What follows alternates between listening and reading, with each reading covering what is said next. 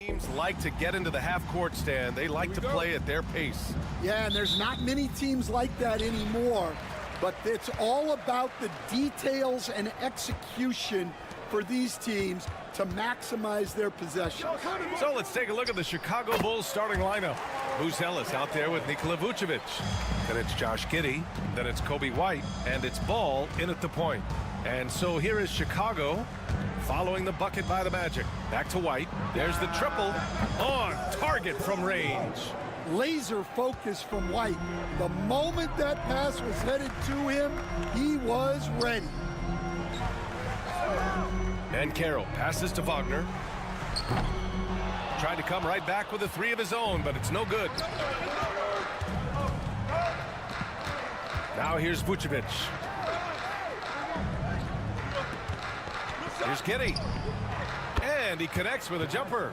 Well, when you have a scorer as skilled as he is, you do everything you can to get him the looks he needs.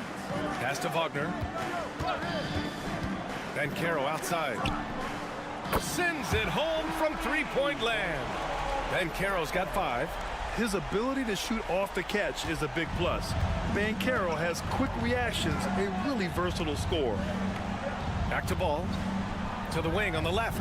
Three-pointer, Buzelis. Another 3 for Chicago. Exchanging buckets from downtown. That's been a staple of tonight's game.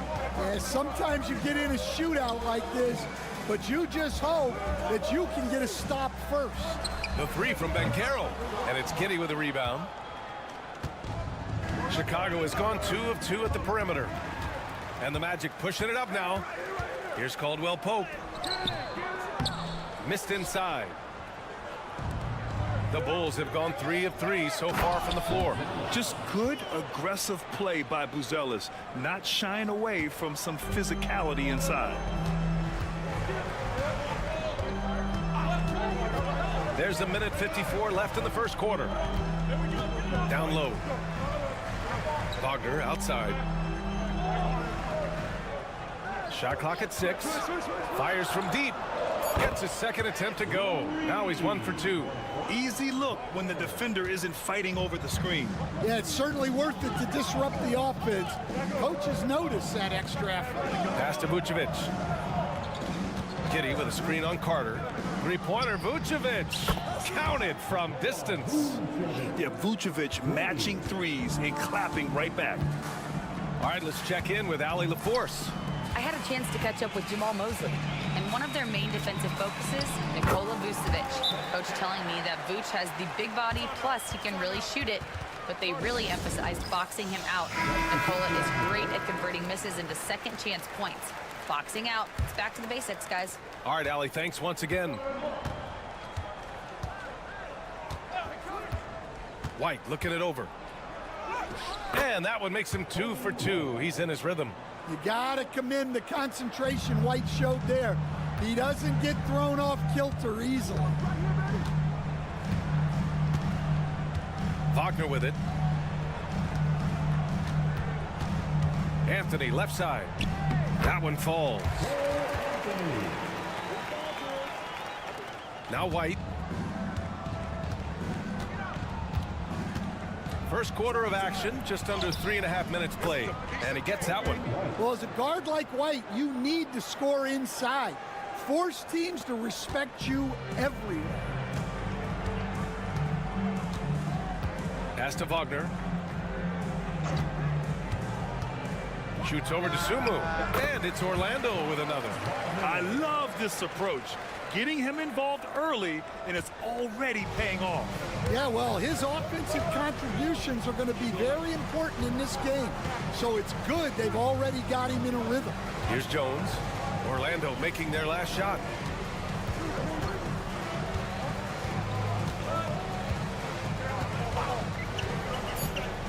Pass to Williams. Oh, rejected by Isaac. And so both teams trading buckets as we end the first quarter. Chicago ahead, up 3.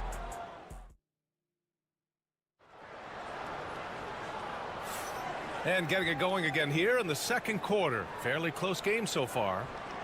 And a chance to catch up on some numbers here. The scoring breakdown for Chicago. Well, the coaching staff's game plan is very clear. Move the ball on the perimeter and shoot the shots with no hesitation. They've also been quick to set up their teammates, wasting no time making the extra pass for the open look. And for Chicago, let's take a look. Williams is out there with Josh Giddey. Then it's Trey Jones. Then it's Smith. And it's Sumu in at the 2. Pass to Isaac. Shoots over to Sumu. Isaac's shot is off. Well, the analytics don't like it, but if the defense is giving it up, I like that shot selection despite the miss. Jones' shot is good. Well, that's easy pickings for him. Unless the defense is all over him, he'll take that all day long. Stan, when Trey Jones is on the floor, you can just see how easily the offense flows. Well, Brian, he's the kind of point guard that teammates love to play with because his only thought out there is setting up other guys. He's not going to light you up with his own scoring, but he is a great facilitator. Old school, traditional point guard makes everybody better. You don't see many of those anymore. Nikola Vucevic is checked in for Chicago. Ball comes in for Sumu. Jones, the pass to Ball. Here's the 3. The rebound by Carter. Finding space on the perimeter, but he couldn't capitalize. And stolen by Williams. Pass to Jones. Ball outside.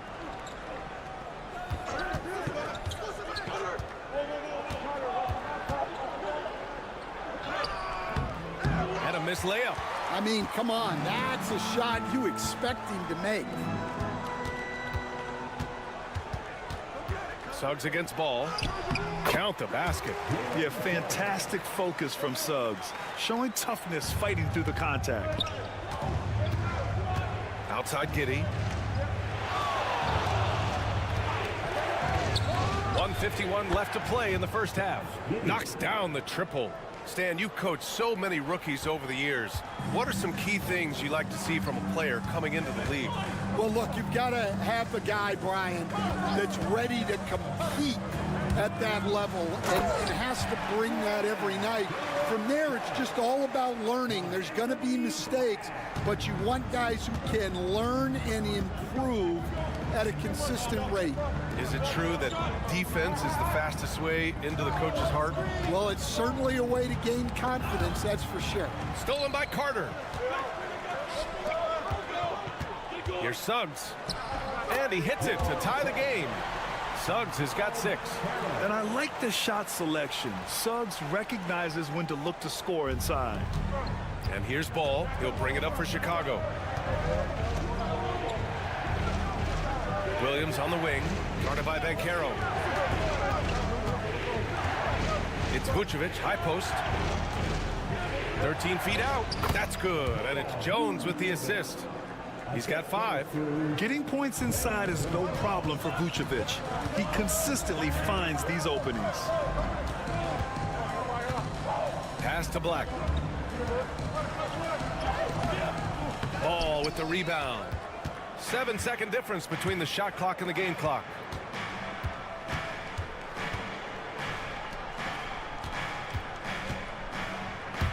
Up top, Vucevic. He's got 5. Up and over Carter. Vucevic's shot is off. You won't see him miss that one too many times.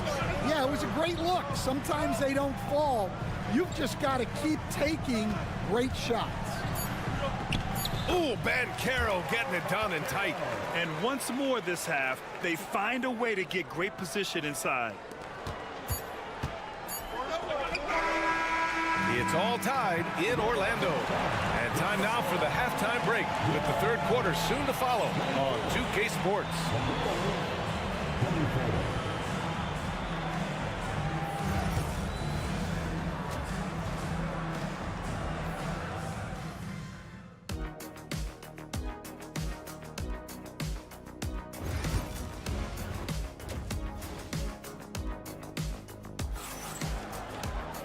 And as we get into this third quarter, as we've seen so far, neither team able to create much separation on the scoreboard. Paolo Banchero with a strong contribution so far in this one. Can they come up with an answer for him coming out of the half? They have to change something defensively. Yeah, I'd love to see what they drew up in the locker room, because you're right. He's the problem right now. Banchero and Carter Jr. make up the front court. The backcourt is Suggs and Caldwell-Pope, and it's Wagner in at the 3. So that's who Jamal Mosley starts the second half with. Banchero outside. And he's going for the oop here. And it's out of bounds. Last touch by Buzelis.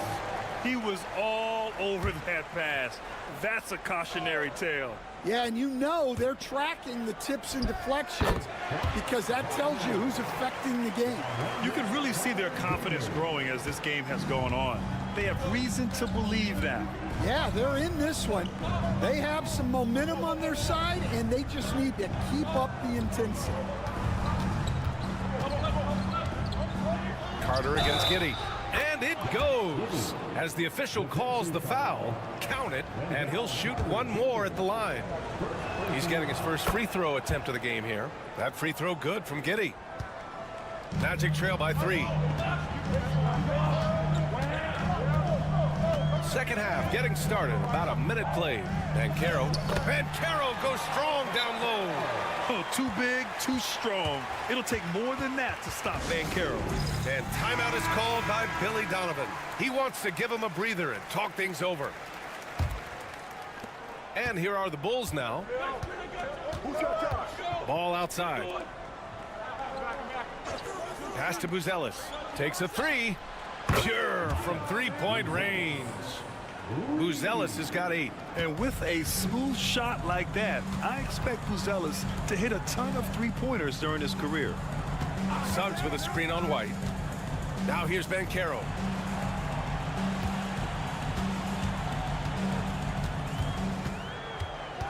Back to Caldwell-Pope. 5 on the clock. A deep 3.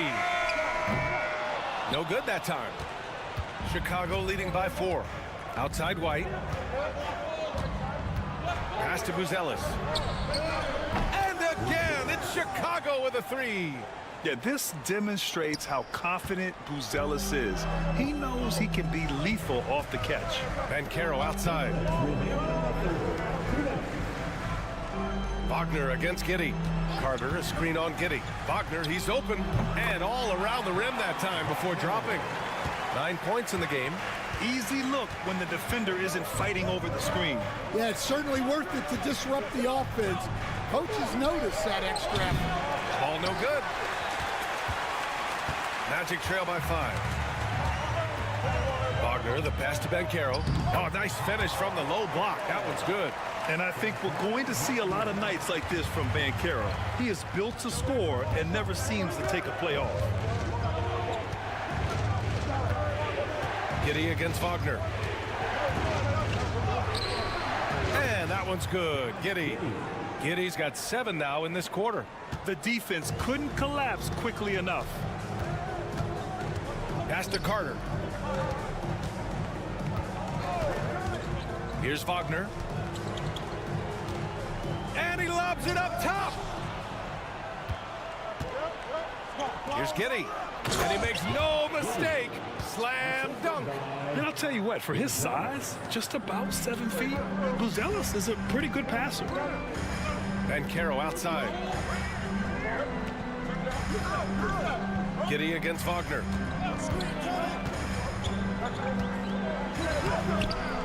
Here's Carter, and it's slammed in by Carter. I mean, the second effort from Carter Jr., real nice motor on this guy.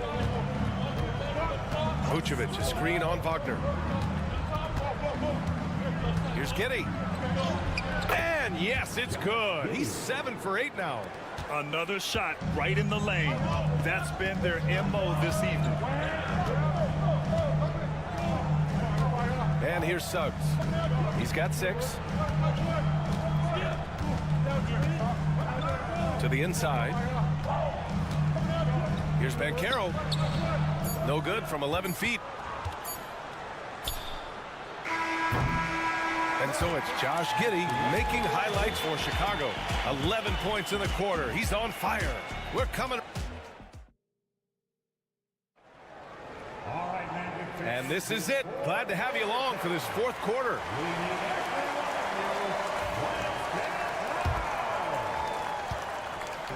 And so Banchero will bring it up for the Magic. They trail by 7. And so in the game for the Bulls, they've got Josh Giddey, Zach Collins out there with Smith. Then there's Ayo Dosunmu, and it's Jones in at the 1. Yeah, that play shows Banchero's strength and his determination. And let's quickly check out the scoring breakdown here for Chicago. Well, they've been hitting threes at a high clip, and the defense hasn't done enough to challenge them at the line. They need to close out and run them off the 3. Yeah, something else I love that they're doing is driving into the lane and getting the shots they want in penetration. Pass to Giddey. Lets the 3 fly. Knocks down the long J. Giddey's got 14 points here in the second half. Here in the second half, they're really focused on stretching the floor. Yeah, and where has the defense been? They've been content to let them fire away. They've got to close out to the arc. Banchero drives. Isaac outside. He shoots a 3. He drops it from range. Exchanging buckets from downtown. That's been a staple of tonight's game. Yeah, sometimes you get in a shootout like this, but you just hope that you can get a stop first. Jones misses.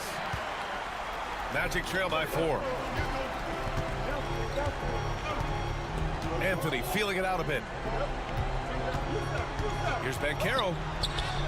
Oh, not to be denied. Banchero. He can play big and tough. I mean, Banchero bangs his way in. And we'll have a timeout called by Billy Donovan, looking to get everyone dialed in and engaged. So Orlando going with an almost entire new group here. Carter, he's checked in for Bataze. Franz Wagner comes in for Isaac. Caldwell Pope's checked in for Anthony. And Suggs is subbed in for Black. So Chicago going with an almost entire new group here. Vucevic, he's checked in for Collins. Buzelis comes in for Smith. Kobe White, he's checked in for Dosunmu. And it's Lonzo Ball in for Jones. Banchero no good. The Bulls have gotten just 1 shot to fall out of 3 attempts in the fourth.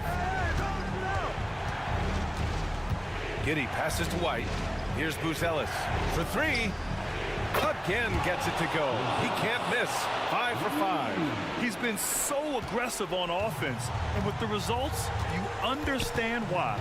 Well, yeah, and the defense is going to have to respond to that and chase him off the arc. And Josh Giddey is going to pick up the foul. That's his first foul of the game.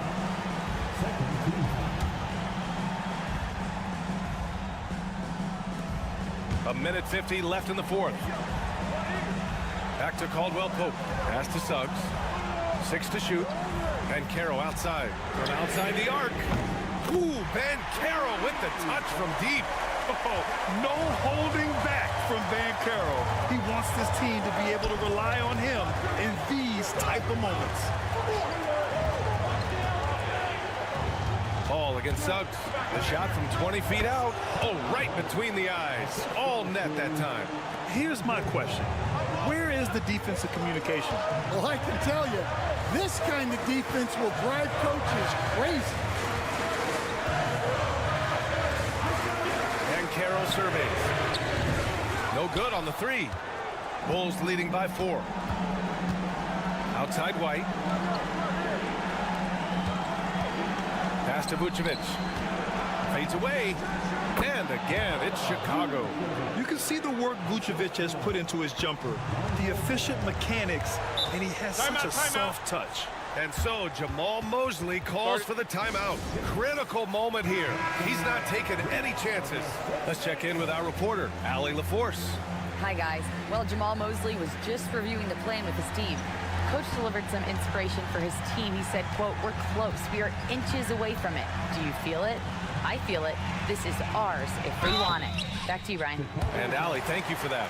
And the playmaking skills Banchero has already are outstanding. Just such a unique young player. And he's unable to get the second one. And that's a situation where you must make them all to get back into the game.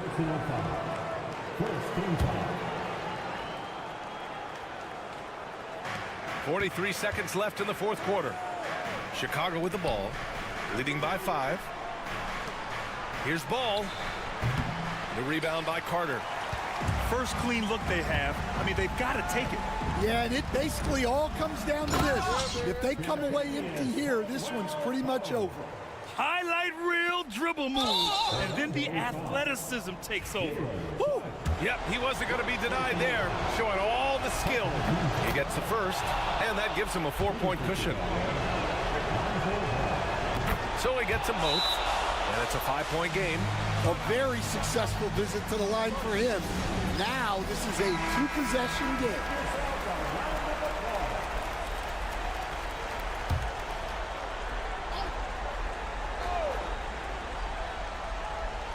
Here's Wagner.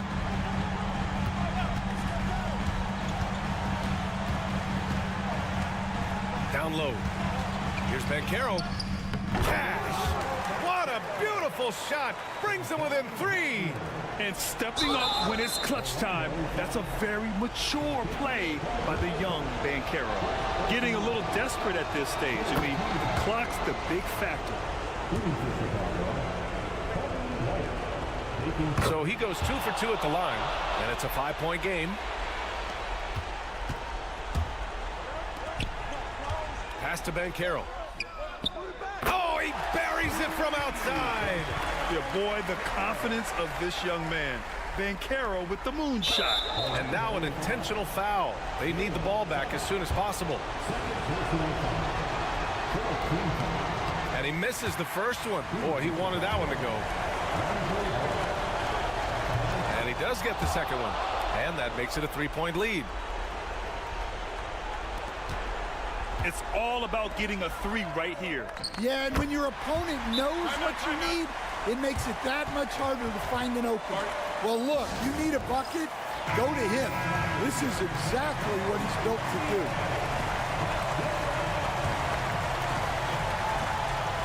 Ball passes to White, puts it up. It's good! And he's been an ideal teammate tonight. He's really creating plenty of looks with his passing. Yeah, when there's been an open man, he's found him. And you love to see a guy dishing it like this. So a close.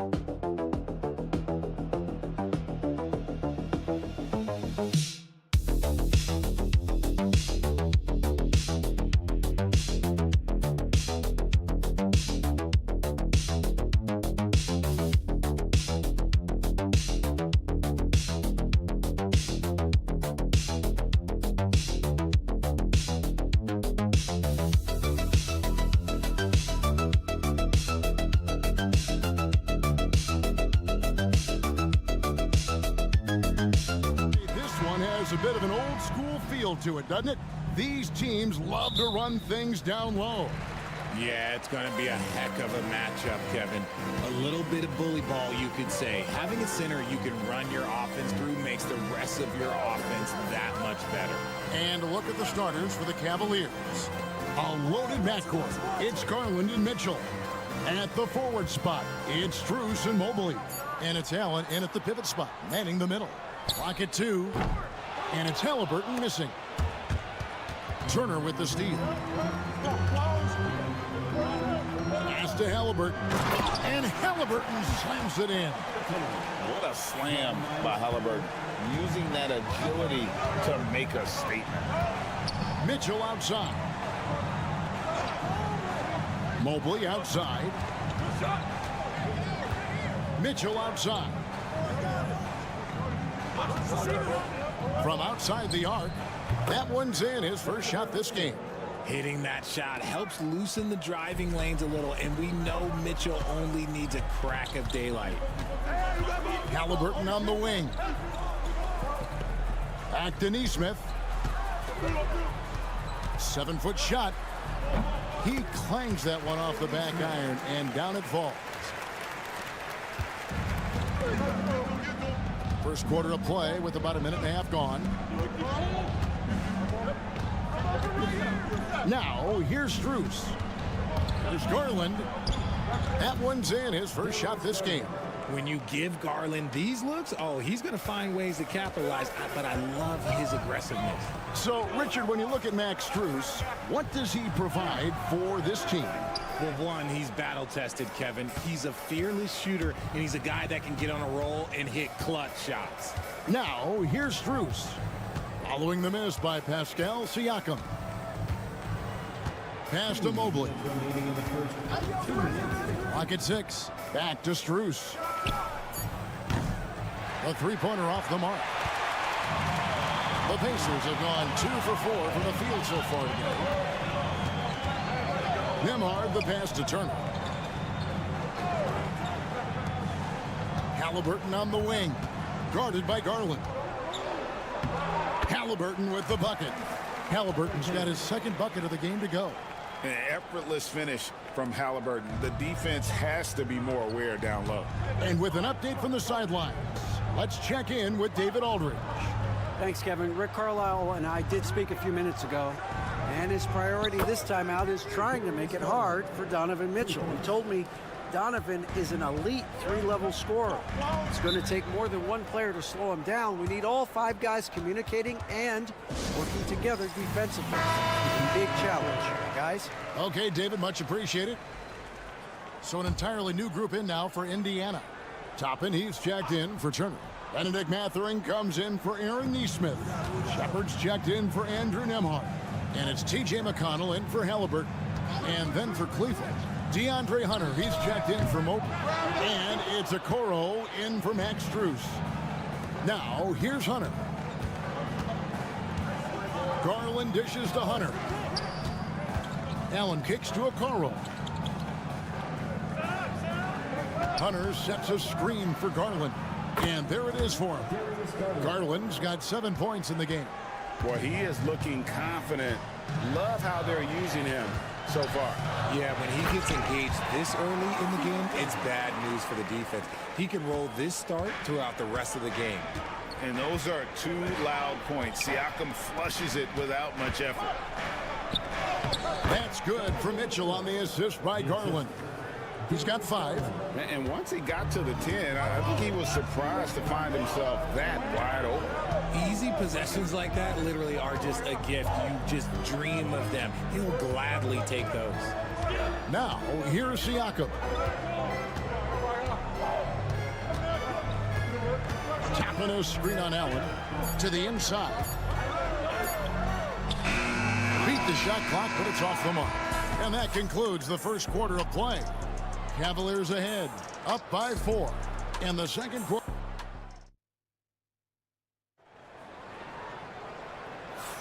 And hope you've enjoyed the broadcast so far. Halfway through the first half in this one.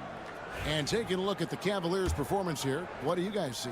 An impressive start. They came in with a well-conceived game plan and have executed. Well, let's see if they're able to keep it up. So far, their shot selection and ball movement has been on point. Halliburton is out there with T.J. McConnell. Then it's Walker. Then there's Benedict Mathurin. And it's Toppin in at the center. So that's the group out there for Indiana.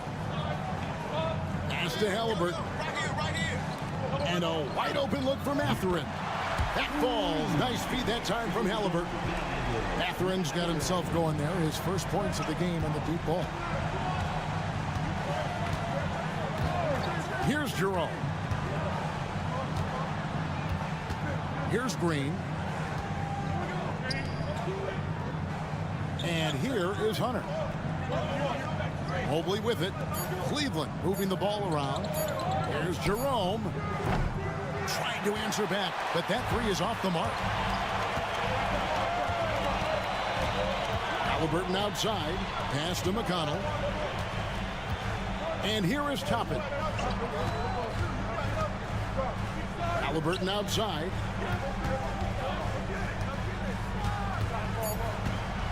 For the three. And again, it's the Pacers from deep.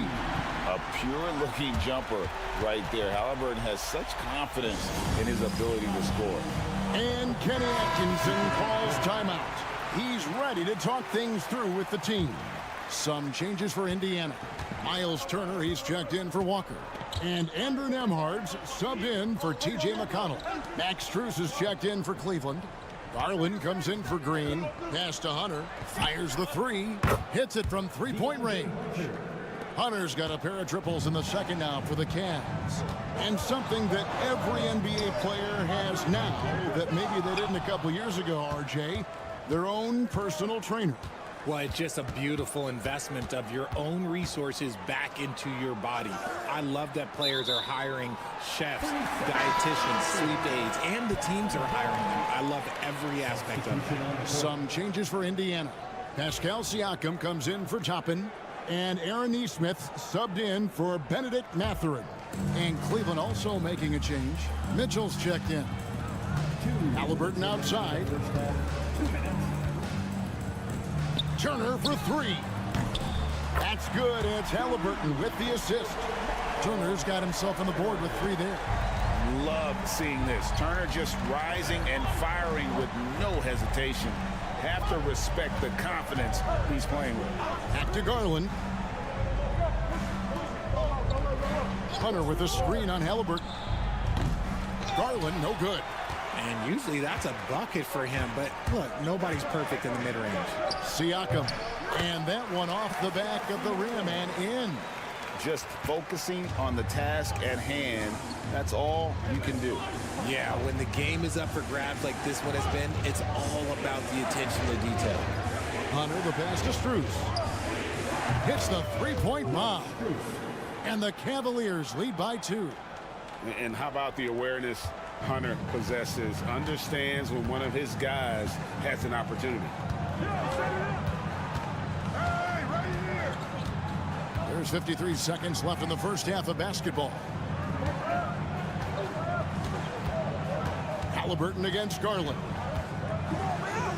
Good, nice job down low. Halliburton's got it all tied up now for Indiana. And Halliburton not afraid to work for it on offense, taking the contact and still getting the finish. Back to Garland. Mitchell outside. Garland surveying the D over Halliburton. And he wills that one in, sinking right through off the back iron. And Garland understands his role in this offense, including what shots he should be taking. Here's Halliburton. Again, Indiana. And how about the move he made there to come up and get himself clear in the lane for the deuce. Hunter on the wing. Good D by Siakam. Defense pulled out all the stop to shut him down there. And that'll do it for the first half. Game time. And we'll be back for the second half following the break. Keep it right here on 2K Sports. Please direct your attention to center court and get ready for the fan half-court shot drum roll. They're thinking about the shot.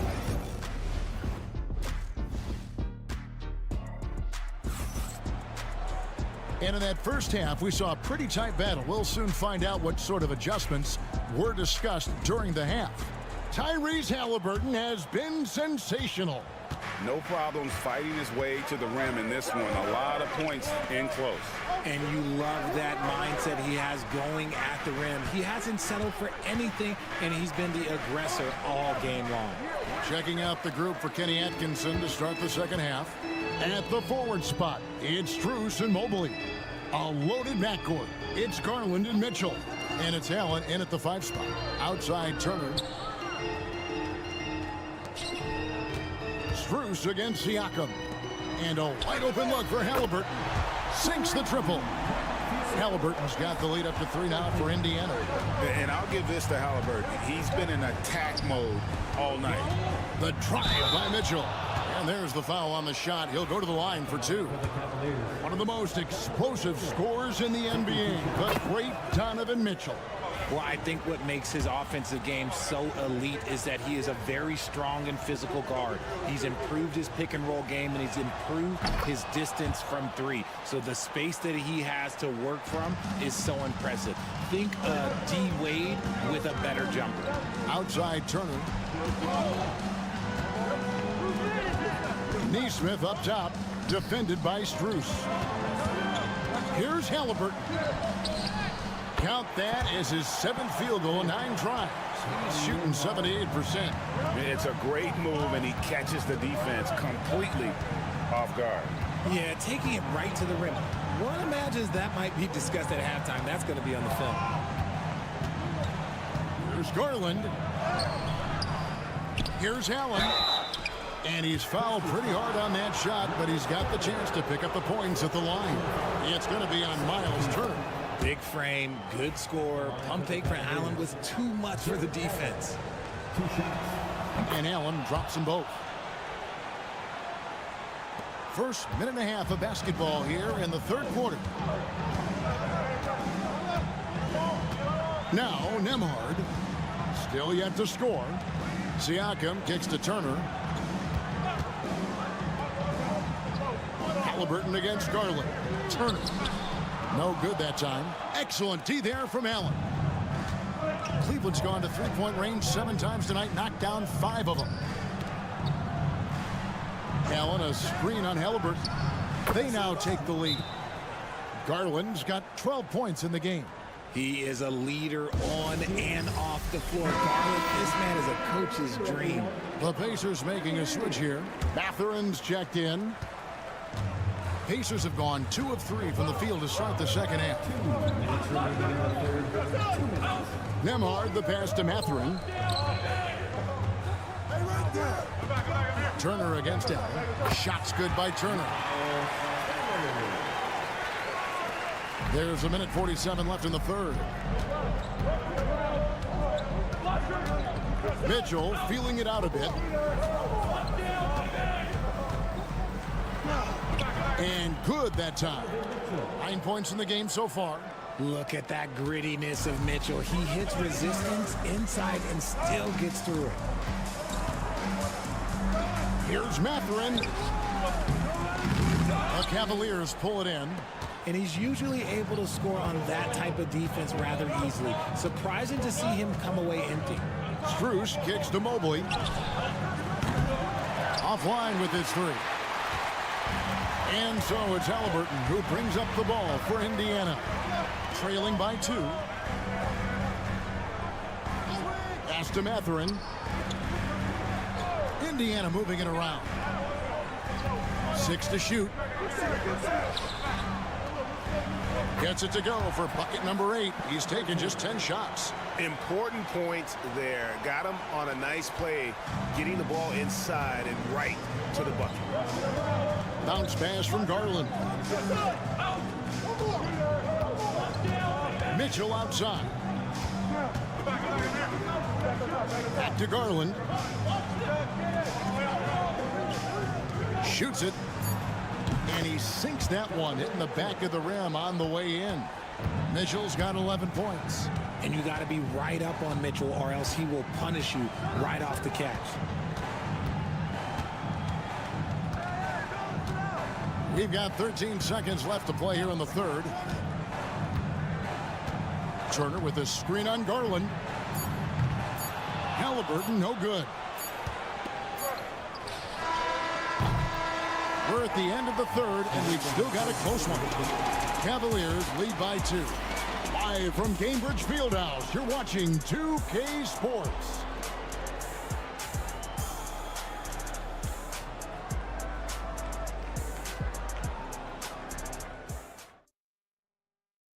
And it's time to bring up the State Farm assist of the game. And he sliced the D wide open with his feet. They had no chance to prevent that basket. That's an unguardable pass, flat out. Give him credit for possessing that type of vision. And I know I speak for all of us when I say I can't wait to see what kind of finish awaits us here in the fourth quarter. We'll be topping out there with Walker. Then it's Halliburton. It's T.J. McConnell. And it's Mathurin in at the 3, the small forward. So that's the group out there for Indiana. Jerome passes to Strus. And here's Garland for 3. Walker with the rebound. Not quite enough defense that time around. Just lucky he was off. Halliburton. And Halliburton slams it in. Just the kind of play they need in a game this close. You know, that's the kind of aggression they want from their floor leader. No doubt. That's the kind of play that can energize the whole team, and they will take it in a close game like this. Here's Garland. Makes that one his 6th of the night, shooting a very healthy 6 for 9. Oh, going inside and fighting for the bucket. That's what you want. You want a person that's going to fight for those inches. And so it's Rick Carlisle here calling timeout. And that timeout by Coach was carefully measured, wanting to make sure that everybody is on the same page here. So an entirely new group in now for Indiana. Miles Turner, he's checked in for Toppin. Pascal Siakam comes in for Walker. Aaron Neesmith has checked in for Benedict Mathurin. And Andrew Nembhard's subbed in for T.J. McConnell. Cleveland also making some changes. Allen's checked in for Thompson. Mobley comes in for DeAndre Hunter. And Donovan Mitchell subbed in for Ty Jerome. And the latest now from our sideline reporter, David Aldridge. David, it's all yours. Take it away. Hey, Kevin, I heard Rick Carlisle during that last break talking with the team. Now, they've been happy with the way the team is shooting. He reminded players to keep taking those threes, but they've had some clean looks. When that 3 goes in, it's always a welcome sight. Guys? Thank you, David. Pass to Turner.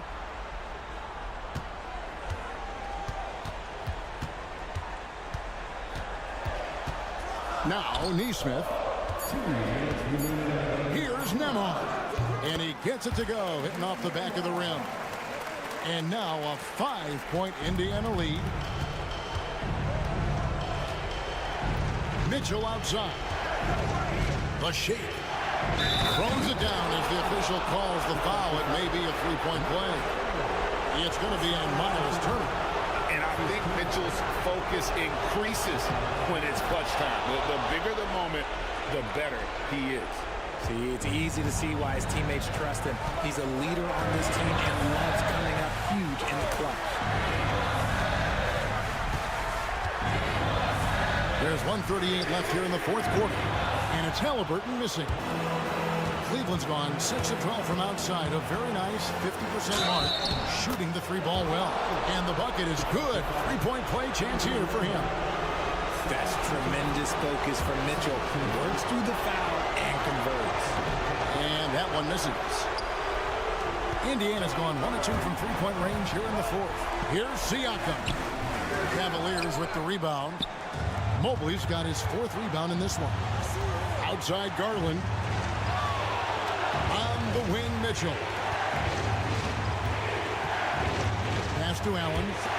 Cleveland moving the ball around to take the lead. That's good for Mitchell on the assist by Mobley. And the Cavaliers lead by 2. I-C-E, ice. He has absolute ice in his veins. This guy, he lives for these moments. Oh, you just love seeing a player with absolutely no fear. He knew what they needed here and was determined to deliver.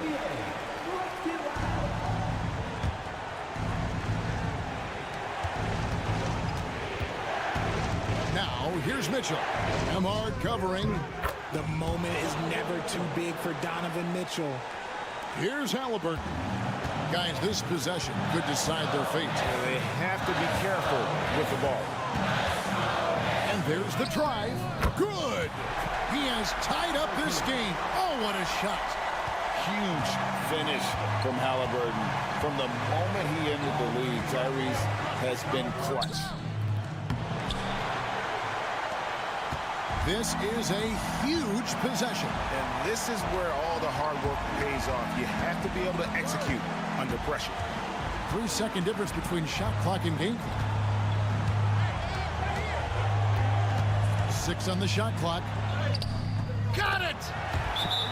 I understand we're seeing some high-powered offense, but you've got to put up a little more resistance than that. Shoot, this defense is giving me hope.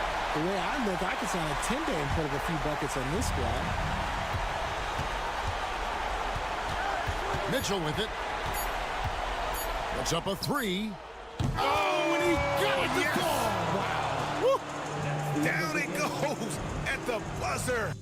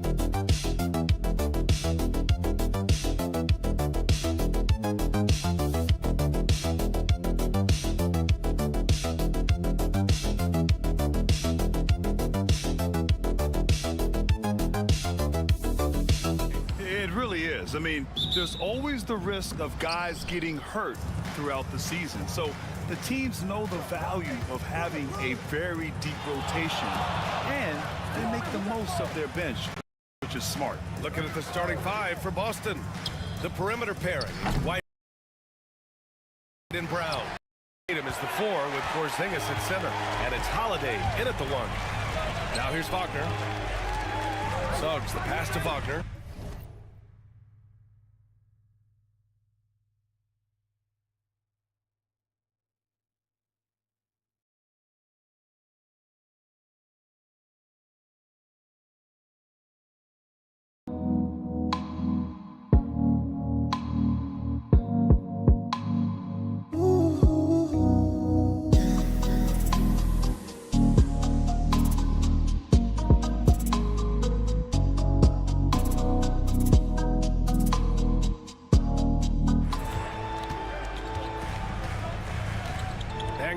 surveys. Outside, Caldwell Pope down to 5 on the shot clock. The Magic need to put one up here. Wagner gets the jumper from the corner to fall. What a great score. Franz Wagner gets it off quickly. So little time to react. On the wing, Holiday. Tatum against Bankero. White for 3. That falls. Nice feed that time from Tatum. And that's what they want to do. Get him open looks early. You know, it's easy to focus on Jason Tatum scoring, but Doris, he's excellent in a number of areas. Well, Brian, he's a high-level rebounder. He now knows how to keep his teammates involved. He's competitive on the defensive end and willing to absorb a big-time assignment. He has got a complete game. Now here's Porzingis. Outside White. Pass to Porzingis. Over Suggs. Great look there, but off target. That's the shot they wanted. It just didn't fall. I think expect them to go back to it because that's the kind of shot this offense is designed to generate. And the ball out of bounds. The Celtics will have it. Now we'll go to Allie LaForce, who had a chance to talk with head coach Jamal Mosley. I asked him about the star power that they're up against tonight, and he said, quote, "I'm not worried about the highlight reel plays. I'm worried about the relentless nature of that team over there. And the ringleader is Drew Holiday. He plays every possession on both ends of the floor." And Allie, thanks. And the Magic pushing it up now. Here's Wagner. And he banks in the layup. That's a big-time finish by Franz Wagner. Might be young, but he is undeterred. Porzingis with a screen on Suggs. Puts it up from 15. And the basket by Holiday. And you got to defend better than that. I mean, that's a good look for him. That's not coming with the right mentality. The defender neither closes the space nor challenges the shot. That's frustrating as a coach, boy. Bankero outside. Carter, a screen on Tatum. Bankero passes to Caldwell Pope. Porzingis grabs the board. Almost too wide open there. That's like a warm-up jumper for him. And it's Orlando with a rebound. Wow, he doesn't miss many of those. He's such a strong finisher and tight. Bankero finds Suggs. Now here's Wagner. Pass to Caldwell Pope from deep three-point range. Porzingis grabs the board. And Porzingis has got the ball here for Boston. Outside White. 46 seconds left in the first. And he gets the bucket. I love this approach. Getting him involved early, and it's already...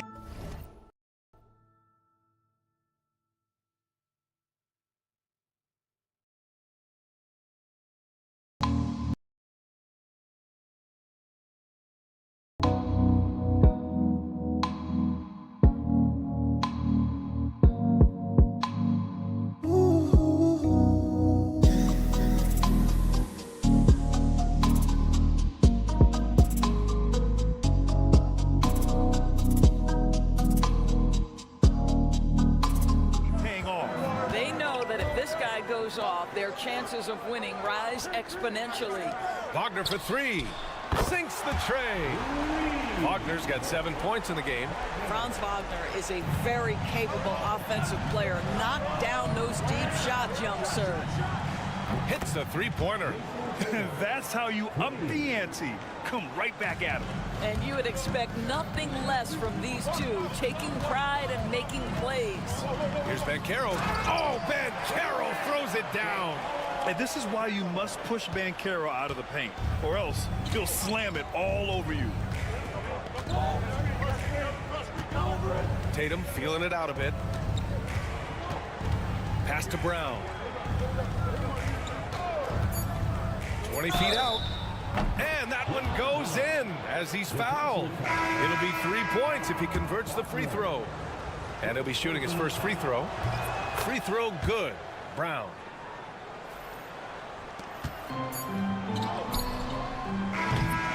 And so the first quarter is in the books. Boston out in front. They lead by 4. And back to the start of the second quarter.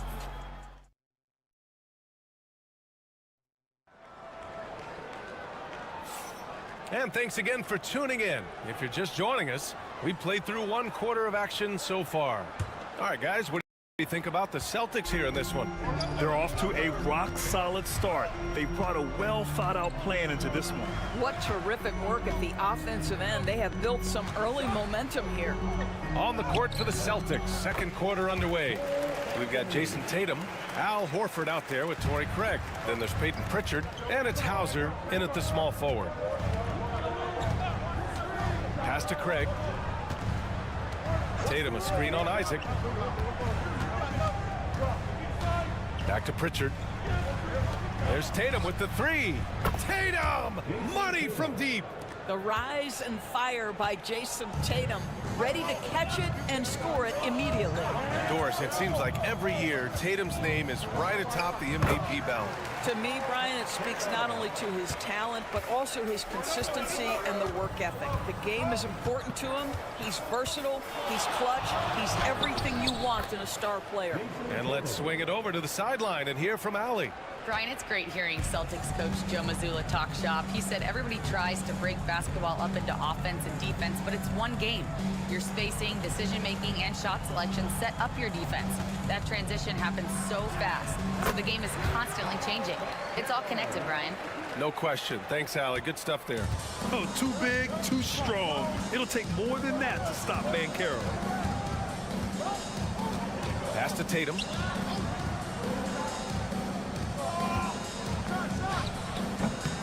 It's rebounded by Batase.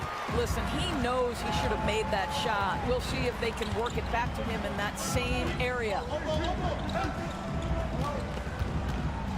Isaac in the post, defended by Craig. And we've seen the league ramp up the series model where teams play each other in the same arena twice in a row. What do you think, Doris? DA, I absolutely love this, and more importantly, the coaches seem to engage highly in it because they feel to a certain degree it brings you a level of almost playoff-like repetition. Boston making a switch here. Kristaps Porzingis, he's checked in for Horford. Jaylen Brown comes in for Hauser. White, he's checked in for Craig. And Holiday subbed in for Pritchard. And so Jamal Mosley calls for the timeout. He wants to make sure everybody's on the same page. Wendell Carter, he's checked in for Orlando. Wendell Carter Jr. 1:57 left in the first half. Lets it go from deep. The rebound, Celtics. Holiday passes to Porzingis. Out of bounds, it'll be magic ball.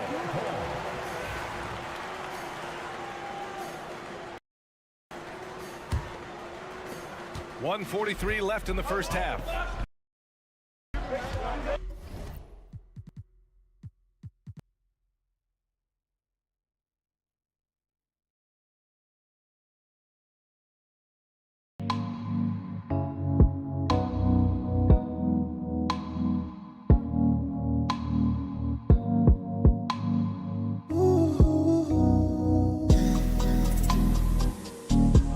Suggs outside. Outside, Caldwell Pope. The 3 from Banchero. The big man, Banchero, showing the range. His ability to shoot off the catch is a big plus. Banchero has quick reactions, a really versatile scorer. Ooh, took him no time at all to get that one. Tatum's got 11 points. This is just fun. These teams are trading threes back and forth. Well, that three-point shot just gives you so much room to operate on the offensive end. Boston leading by 4. Left side, Holiday.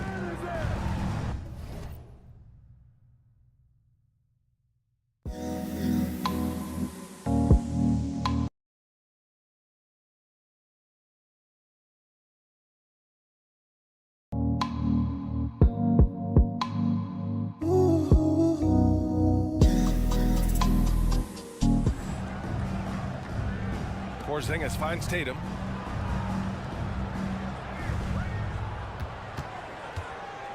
Oh, Tatum with a throwdown. Well, the increasing strength of Jason Tatum is making it harder to knock him off his mat. That is nice. Pass to Banchero.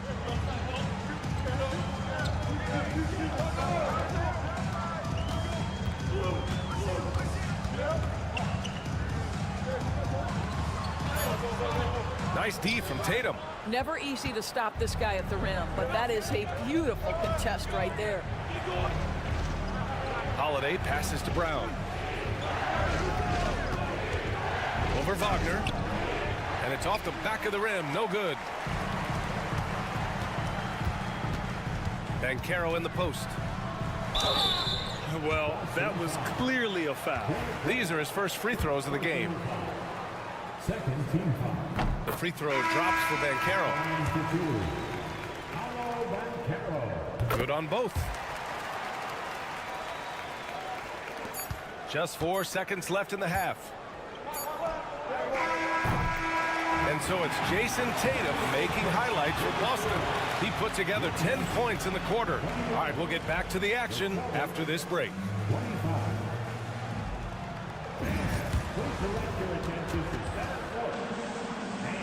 Get ready for the fan half-court shot from line. They're measuring up the shot. And after a fairly even first couple of quarters, this second half could turn out to be a great one as both teams trying to gain an edge. And you know, Jason Tatum, he's been really making it happen, guys. Through the first 2 quarters, he's been on fire. Explosive offensive performance. Boy, he has been shouldering the load. Aggressive, skilled, talented, and thus far unstoppable. On the wings, it's Caldwell Pope and Wagner. Banchero and Carter Jr. make up the front court. And it's Suggs in at the point guard position. That's who's out there for Orlando. Magic trail by 6. And you look at Jaylen Brown, Grant. Not many wings have the strength he has. Yeah, Jaylen Brown could dunk over a brick wall. And he could dunk through a brick wall, too. It's just so hard to move him off his path when he's on his way to the rim. 6 on the shot clock. And out of bounds. Boston will have it.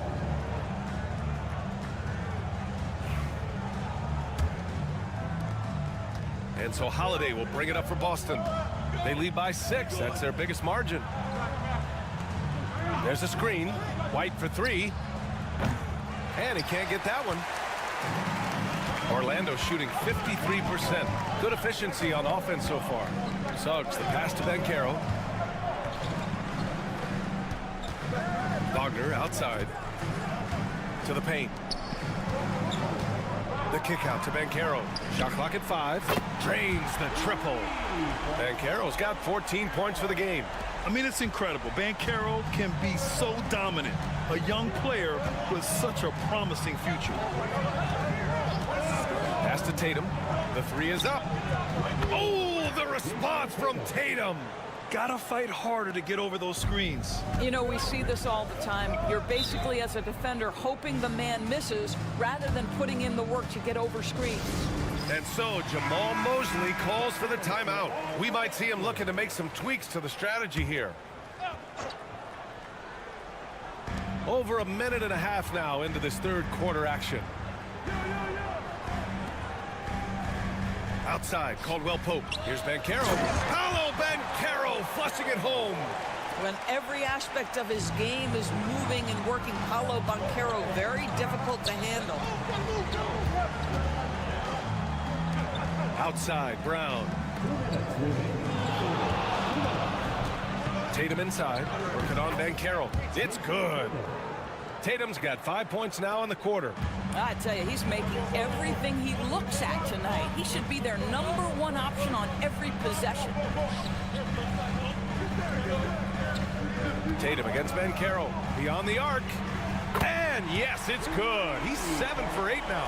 You know, I know some would like to see Banchero increase his shooting range, especially since he doesn't have a solid shot from behind the arc. 3-pointer. Orlando with the rebound. Just over 2.5 minutes gone by in the second half. Pass to Suggs for the tie. It's not going to go for him.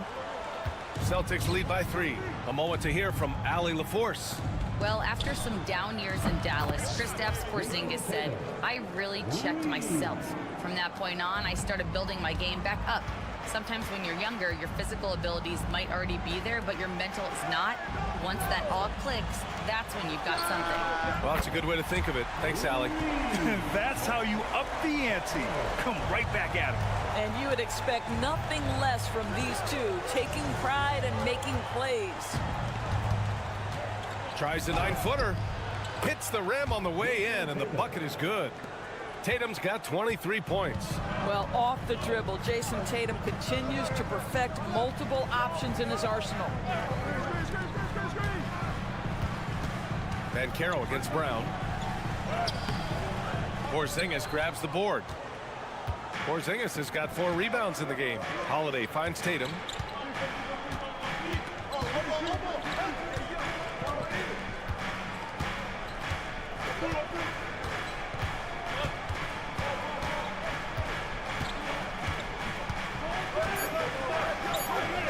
Hey, strong move, Tatum.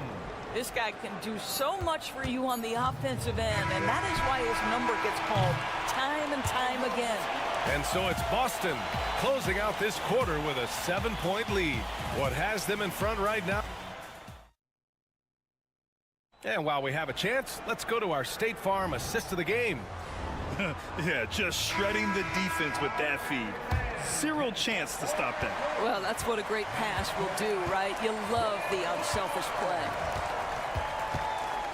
With 3 quarters behind us, let's see what this 4th period holds in store. And a look at the 5 for the Celtics to start the 4th quarter. They've got Peyton Pritchard, Torrey Craig out there with Al Horford. Then there's Jason Tatum, and it's Hauser in at the 3. Pritchard gets it to go. You can feel the temperature rising in this arena. Both teams pouring it on offensively. There's been a bit of a flurry here late, and this game may come down to which side gets a stop or two. Here's Banchero. That one falls. 8 of 10 and scoring with confidence. Yeah, this is a part of Banchero's game they'd like to develop here in the league. Anthony against Tatum. About 1 minute played here in the 4th quarter.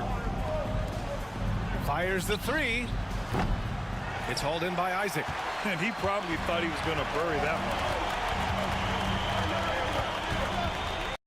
Banchero right side.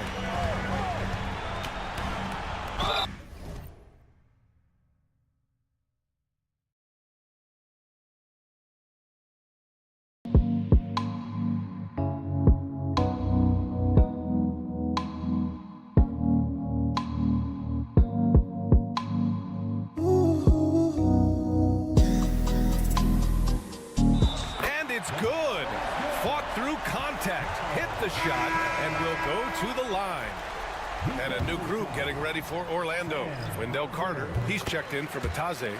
Wagner comes in for Isaac. Caldwell Pope's checked in for Anthony. And Suggs is subbed in for Black. So Boston going with almost an entirely new group here. Kristaps Porzingis, he's checked in for Horford. Jaylen Brown comes in for Hauser. Derek White's checked in for Craig. And Holiday subbed in for Pritchard. He's not always assertive on the catch, but Derek White rising fire from 3-point, and it is on target. And we've got a timeout from Jamal Mosley. He's looking to make some very important adjustments here and keeping us updated from the sideline. Allie LaForce. Thanks, guys. I got a chance to hear what Jamal Mosley was saying to the team. Coach knows they're losing the 3 battle, and he told the team we need to limit their outside looks, force them to put it on the floor, and make them beat us off the dribble. Back to you, Brian. Okay, thanks, Allie. 6 to shoot. Suggs against Holiday. Suggs, no good. And so it's Porzingis with it. He brings it up for the Boston Celtics. White finds Porzingis. And he can't extend the lead to double digits. Magic trail by 7. To the middle. Carter, good. Carter Jr. demanding that he be the guy to deliver in the big-time moment. Okay, Wendell. Outside Holiday. Back to Tatum. A touch under 2.5 minutes have passed now here in the 4th. And then jammed down as he goes right over Paolo Banchero.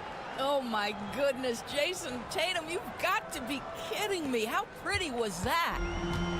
For Orlando, they've gone 3 of 4 in the fourth and looking confident on offense.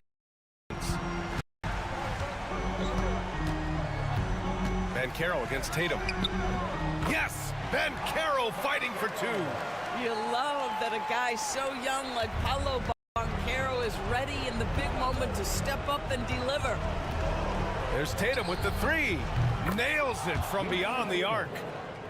Tatum's got 30. Ooh, he has a lot of tools in the toolkit. That right there was just one of them. Banchero in the post. Hounded by Tatum. Banchero no good.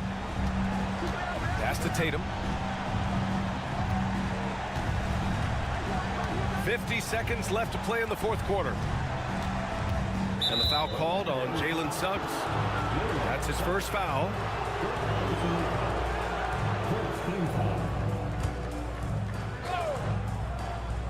.46 seconds left in the fourth quarter of this one. Tatum a screen on Caldwell Pope. 5 on the clock. Here's White.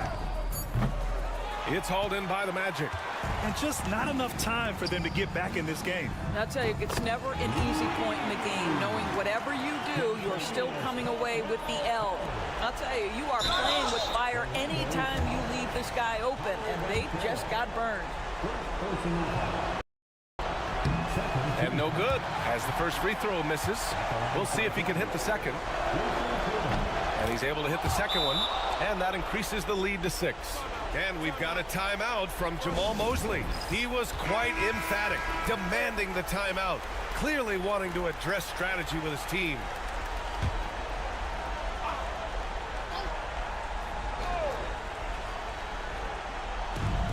And we've got 28 seconds left in the fourth quarter. And he buries it. And now they trail by just 4. Boy, what a great find by Carter Jr. Not a ball-stopping big man. You gotta love it. And an intentional foul there stops the clock. Yeah, just a must-foul situation to stop the clock. He drops the first one, and that puts him up 5. And he hits both free throws here, and it's a 6-point ball game. Well, you want to continue to build the lead, so a very productive trip to the line right there. Suggs, the pass to Banchero. Back to Suggs. Pass to Wagner. Let's go with a 3. And connects from downtown. And coming down the stretch, you just can't afford that type of defensive breakdown. And right now, neither side can get a stop. Looks like both coaches will have plenty of material for the film room. Yeah, and there's no question they have to foul. Now, I'm sure they would have preferred to avoid it. And so he drops them both, and it's a 5-point game. That's what you call slamming the door. This one is over. The 3 from Banchero. And another 3 for Orlando. He's hitting everything from deep, just flat out torching this defense. And Joe Mazzulla calls timeout here. Great time to call his guys into the huddle at a very tense moment in this game. And they go to the intentional foul.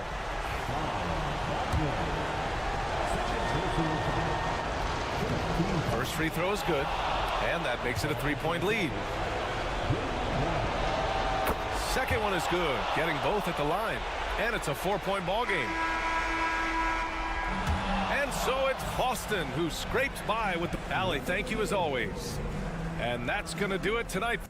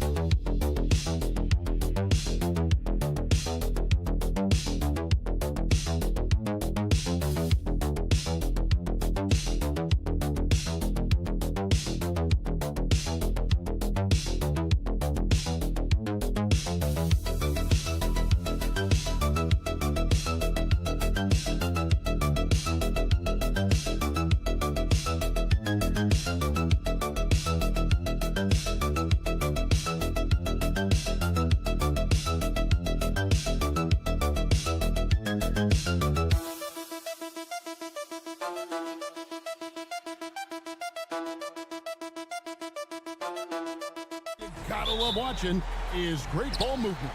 Which is something both of these teams take pride in. It's always fun to watch guys be unselfish with the ball and look to make each other better. Now let's take a look at the Bulls' opening lineup.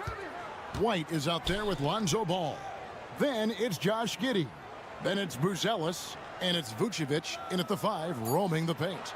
Indiana needs to get a shot off. Just 2 to shoot. Nembhard's shot is good.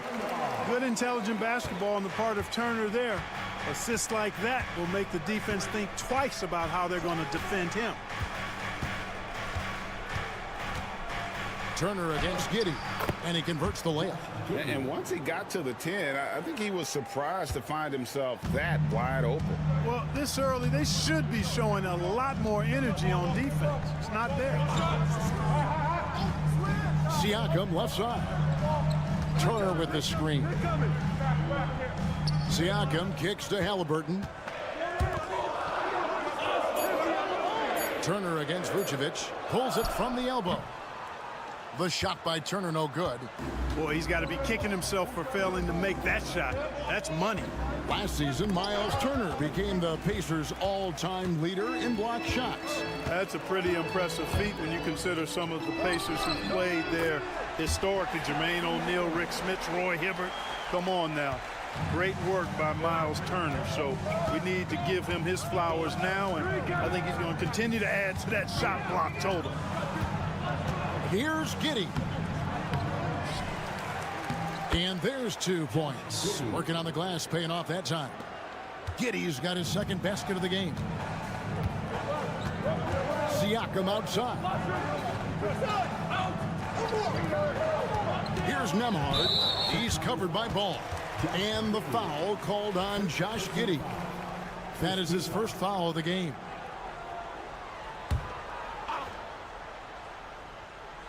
here in the first quarter with about 2 minutes gone by. For three, Siakam.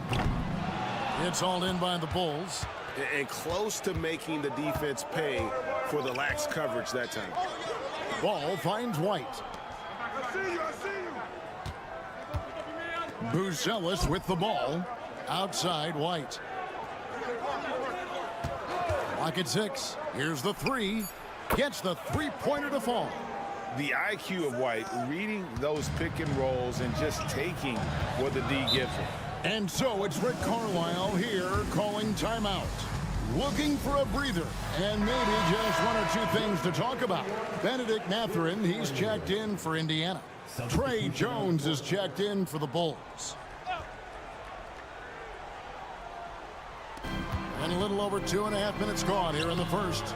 And it's Mathurin missing. The Bulls leading by 3. At the top of the key, Buzelis. It's good. He makes his first shot of the game. And how about that finish by Buzelis, the rookie, getting it done. And with their offensive firepower, have the Pacers, Clark, maxed out at that end of the floor? There's still a lot of room for this team to grow offensively, Kevin. A low rate of free throws is something they can improve on. And a relatively low rate of threes and offensive boards, those are areas that can get better. I think there's another level they have to reach yet. Jones, the pass to Vucevic. And it goes out of bounds. That one off Turner. And some changes here for the Pacers. Toppin, he's checked in for Turner. Shepard comes in for Aaron Nesmith. And it's T.J. McConnell in for Andrew Nembhard. Chicago also making some changes. Smith checked in for Vucevic. Williams comes in for Buzelis. And it's Dosunmu in for Lonzo Ball. 2 open that time. Made it look too easy. White's got 5 now.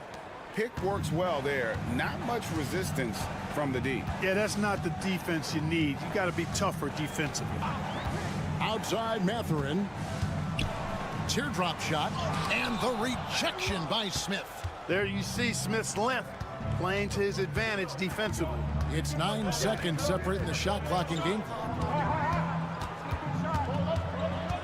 Tries the spin move. Dosunmu's shot is off. And so Siakam will bring it up for the Pacers. 4-point game.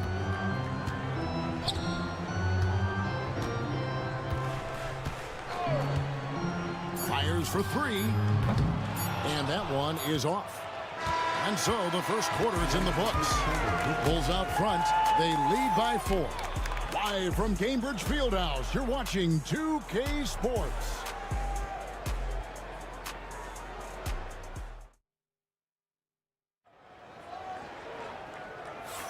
And thanks again for tuning in. If you're just joining us, we've played through 1 quarter of action so far. Looking at what we've seen from the Bulls, what do you guys think? You got to credit their defense, communicating, rotating, making plays on the ball. They've got them rattled. It's only the first quarter, and already they've made enough big plays on defense to last really an entire game. Taking a look at the Bulls, Josh Giddey is out there with Patrick Williams. Then there's Dosunmu, then it's Smith, and it's Jones in at the point. Giddey against Mathurin. Draws contact on the shot, and now a 3-point play chance as he'll head to the line. A skillful move there by Mathurin against the contact, somehow finding a way to get the shot to fall. He's getting his first free throw attempt of the game here. With the rise of positionless basketball, Clark, this has to be the most difficult era to be a center.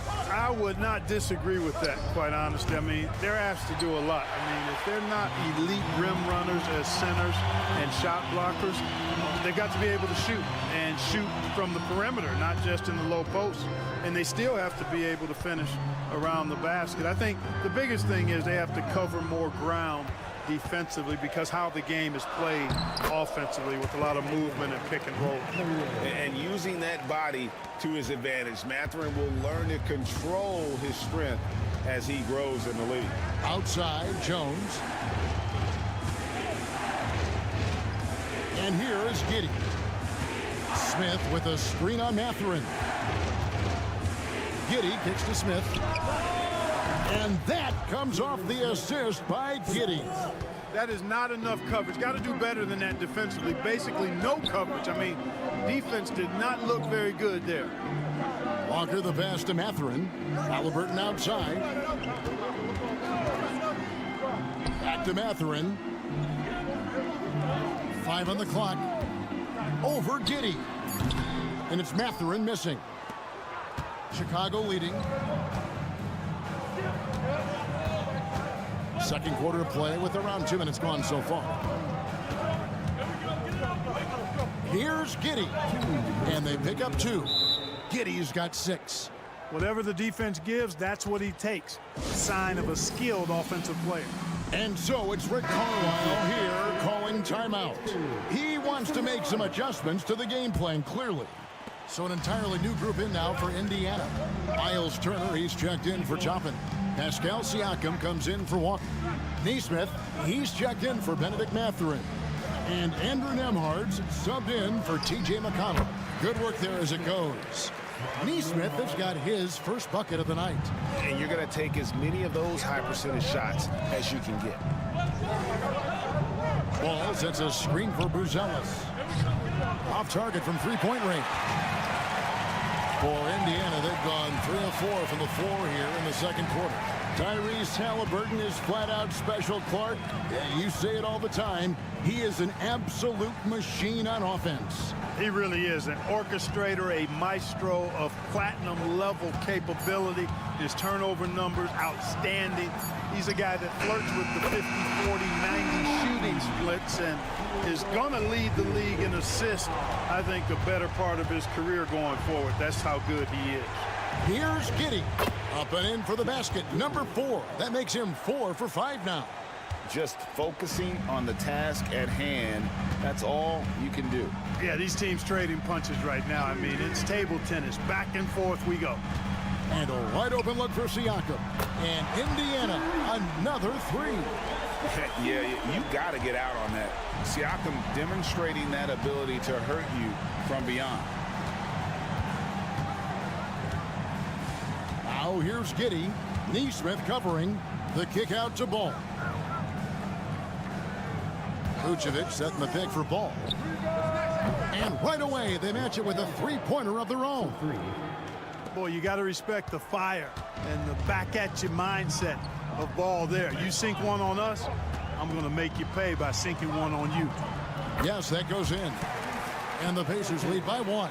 Guys, what a wild first half this has been. Wow, back and forth start, that's for sure. Down low, Vucevic, and it's sent back by Turner. So that'll be it for the first half. Fairly even battle underway in this one. Pacers lead by 1. And a chance now to send it over to David Aldridge, standing by courtside. David. Thanks so much, Dave, for the great interview. Don't go away, folks. We'll be back for the second half of basketball right after this.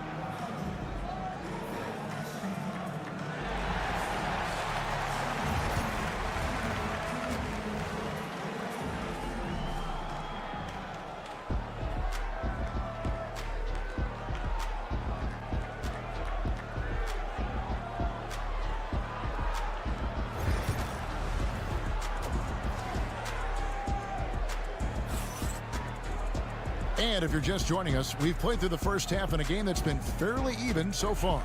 Pascal Siakam, guys, really making a difference here.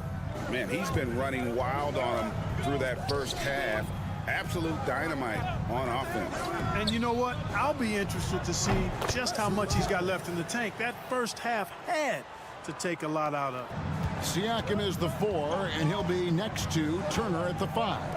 Halliburton in the backcourt, Nembhard to his side. And it's Neesmith in at small forward. That's the Pacers' 5. Buries the long-range jumper. Siakam's got 11 points. And he can answer with the best of them. Siakam stealing the thunder there. It's White on the wing. Nembhard covering.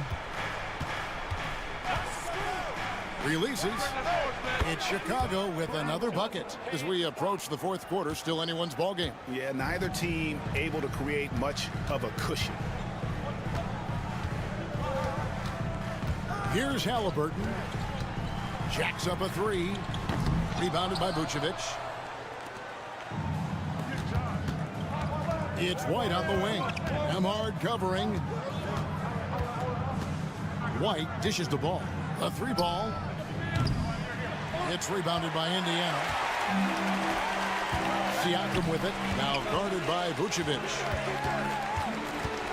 Siakam finds Halliburton. Nesmith up top. That's good, and it's Halliburton with the assist. Nesmith has got his second basket of the night. The versatility of Halliburton, that's what you love about him. He can score it, he can pass it, and he makes very good decisions. And Clark, as we watch Aaron Nesmith, he was such a great shooter in college, and it took him a while to find his stroke in the NBA. And you know what, Kevin, nothing really surprising about that. Most players struggle to find their game in the NBA, to find their role in the NBA. But Nesmith, he's found his rhythm and his role, and he clearly is dangerous from behind the arc. Here's Giddey, and that one is good. He's got 10. Boy, Vucevic, so solid in all fundamentals of the game, and really an outstanding passer for a big guy. Nembhard, the pass to Turner. Just under 2.5 minutes into the third quarter now. And it's Halliburton missing. And typically he has the touch to finish when he's in tight, but not sure on that position. Just the kind of play they need in a game this close. You know, that's the kind of aggression they want from their floor leader. And it just forces the defense to pay more attention to him, guys, which we know can open up things for others. It's time now to hear from our Hall of Fame reporter, David Aldridge. What's the latest, David? Hey, Kevin. Bulls coach Billy Donovan keeps perspective. He says, I used to come back from a tough road loss, go straight to the office and pull an all-nighter, trying to figure out what went wrong. My highs were too high and my lows were too low. You have to realize so much of it is just luck. The breaks of life. Kevin? That's right, D.A. We respect Billy Donovan as much as any coach in the NBA. But a good outlook there, you're right. Hey, thank you. Nesmith, the pass to Turner. Ball against Halliburton. Shoots over Ball. Pulled the shot a little up, but the bounce goes his way. Halliburton's got 4 points this quarter. That's one of the things his coaches have encouraged him to do. Look for the mid-range jumper, Tyrese. Way to knock it down. Ball kicks to Vucevic. Vucevic setting the pick for Giddey. His three-pointers off the mark. Siakam passes to Halliburton. And the layup's good off the glass. Halliburton's got 8. And guys, the D has to show a little more fight on the interior than they did on that trip. Ball from deep three-point territory. It's still anybody's game as we've reached the end of 3. Pacers out in front. They're up by 1. And now let's go back to a play from earlier as we show you our State Farm assist of the game. And he may not be known as a pass-first guy playing out of the two-guard spot, but he shows here that he can dole out an assist or two when he needs to. That's right. I mean, that's not his primary duty, but when the situation calls for it, he can do it and does it well. Well, what a terrific game it's been so far, with this fourth quarter sure to bring more pressure-packed basketball. On the court for the Bulls, getting this fourth quarter started. They've got Jones. Jalen Smith is out there with Patrick Williams. Then there's Dosunmu, and it's Giddey in at the small forward position. And so it's McConnell with it. He'll bring it up for the Indiana Pacers. They trail by 1. Outside, Walker, the 3, nailed from three-point land. Walker's got himself going with the triple, his first basket of the game. Chicago's gone to the three-pointer 11 times tonight and nailed 5 of them. Giddey against Mathurin. Sweet move. Rips it home after the terrific move. Just the kind of play they need in a game this close. You know, that's the kind of aggression they want from their floor leader. And it just forces the defense to pay more attention to him, guys, which we know can open up things for others. And Rick Carlisle decides to call timeout. He has decided it's the right time to talk. So an entirely new group in now for Indiana. Turner's checked in for Toppin. Pascal Siakam comes in for Walker. Neesmith, he's checked in for Benedict Mathurin. And Andrew Nembhard's subbed in for T.J. McConnell. So Chicago going with an almost entirely new group here. Vucevic, he's checked in for Smith. Buzelis comes in for Williams. White, he's checked in for Dosunmu. And it's Lonzo Ball in for Jones. That free throw missing. A really talented youngster. Matas Buzelis comes from Lithuania, and they have a very rich basketball history there, and he's hoping to add to it. Not an A-plus trip to the line, but he did get them the lead. They get a hand on it. Stolen by Ball. White down low. He's covered by Halliburton. To the middle. Here's Buzelis. And that'll be 2 free throws coming up. Officials on the call with the foul. And you get the sense that guys are still trying to figure out how to guard Buzelis. Both shots good from the stripe. And we've made our way through just over a minute and a half in this fourth quarter. Pass to Nembhard. Halliburton is screen on White. Knocks down the 3-ball. Nembhard's got the game tied up here for the Pacers. And that's right in his wheelhouse, looking to make an impact when it counts. You know, they want the ball in his hands here because they trust him to hit all the big shots. That is some tough defense there against one of the better finishers in our game. Halliburton with the bucket. What a big-time play by Tyrese Halliburton. Simply putting his team on his back. For Chicago, they've gone 2 of 3 from the field to get the fourth quarter started. Here's Vucevic. It's good. The assist that time from Ball. And Vucevic is just a gamer. Somebody who accepts the responsibility of coming up big when his team needs him. Halliburton feeling it out a bit. It's up a 3. Rebounded by Vucevic. Vucevic has got 4 rebounds in this game. Inside. Here's Buzelis. Lays it up and banks it in. Buzelis has got 5 points in the quarter. This kid, Buzelis, loves these types of situations. He wants to be the guy they go to in the big moments. And it's Halliburton penetrating. It's Nembhard on the wing. Turner with a screen on White. Lets it go. Nembhard's shot is good. Guys, he's one of the main reasons this game is tied up. I mean, he's done his part to keep them in it. Pass to Vucevic. Over Turner. And it's Vucevic missing. 50 seconds left in the fourth quarter of this one. Siakam passes to Nembhard. And a bit of a battle here for the ball. The official signals a jump ball here.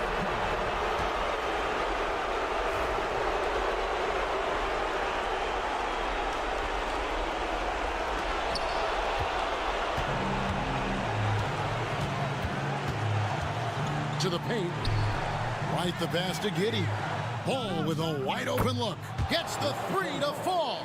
And you can't get a bigger bucket than that. Well, that was 1-2. He wanted the ball. Nobody else was taking that shot. And so it's Rick Carlisle here calling timeout. And he knows there's no room for mistakes and wants everyone on the same page. Time now to turn to our sideline reporter, David Aldridge. David. Hey, Kevin, I heard Rick Carlisle during that last break talking with the team. Now, Coach told his guys it's not over until it's over. He asked them to stay sharp out there and to keep fighting. If we lose this, it's on us, he said. Back to you guys. Thank you, David.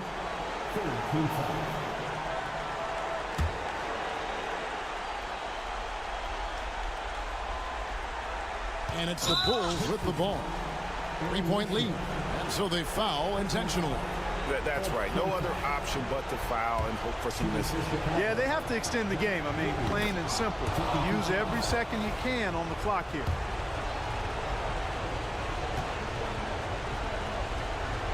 And he hits both free throws here. So now it's a 5-point game.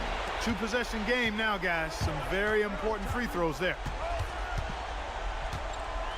Here's the floater. And the basket is good, and he's got a chance here for one more at the line. Halliburton, one of those young guys that you want with the rock in his hand at crunch time. He always seems to deliver.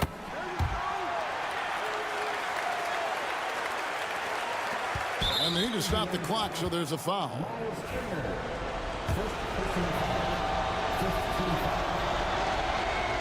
So the first one drops, and that makes it a three-point lead. Second one is good. Hitting both at the line, and it's a 4-point ball game. And that's the knockout blow right there, guys. Those free throws should put this one away. For three, Siakam. Count it! And what a sensational bucket to bring them within one. He's found his rhythm from deep, and you can see the confidence. Yeah, I'd be confident too. As a matter of fact, I mean, if you're stacking up threes the way he is, I mean, he's doing all this work from behind the arc. They're going to prolong the game here with an intentional foul.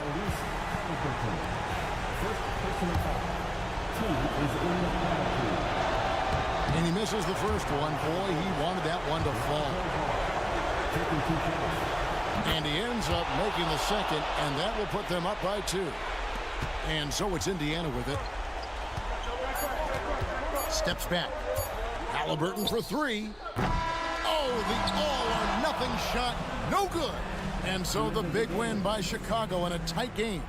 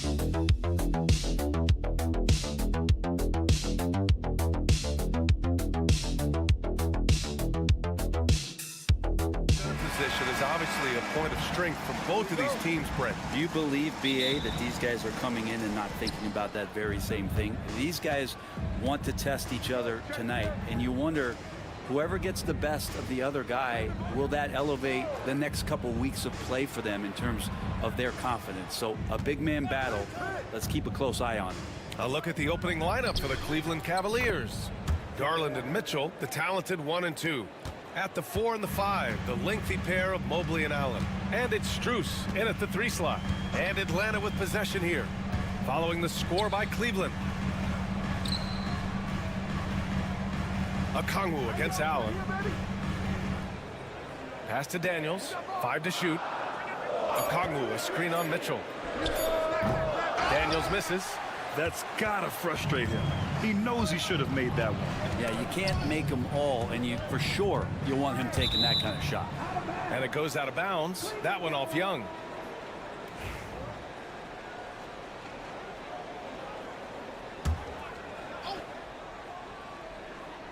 About a minute played here so far in the first. Pass to Mitchell. Baseline try. The rebound by Atlanta. Good shot, gone bad. Gotta finish there.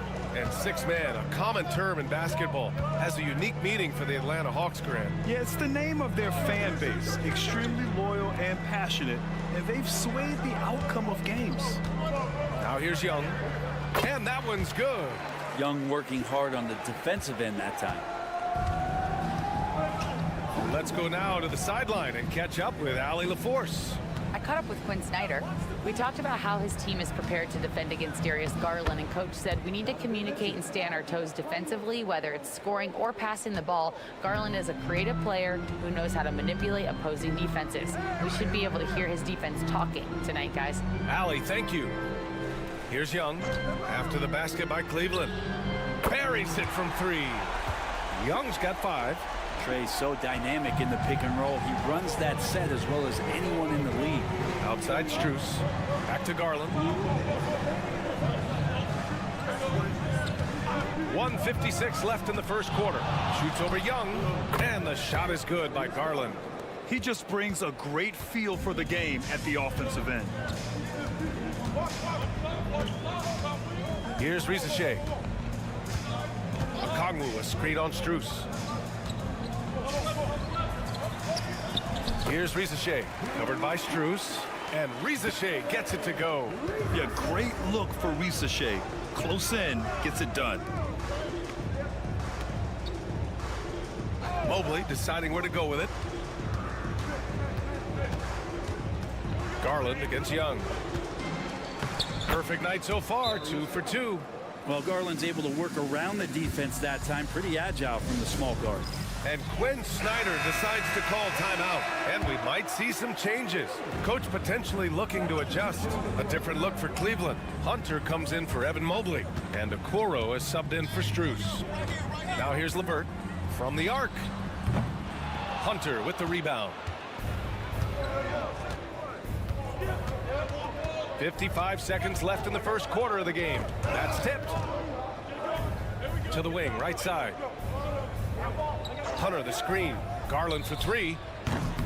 The rebound by Atlanta. Niang outside. Pass to man. LeVert with the ball. There's a screen. Clock at 6. The rebound by Allen. The Cavaliers have gone 4 of 6 in the first quarter. Mitchell, the pass to Allen. Outside Garland. Pass to Hunter.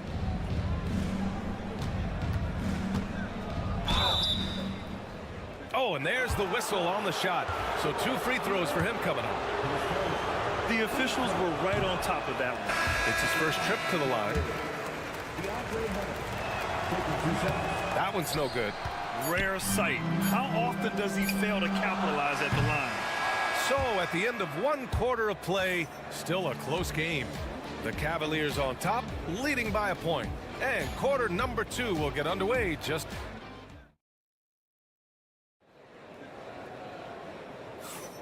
And close game underway so far. We'll see if either of these teams can jump out ahead in the second quarter.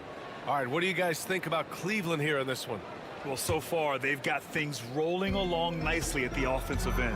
They couldn't ask for a better one right now. Just a complete rhythm by all the guys who got some minutes. Wonderful start.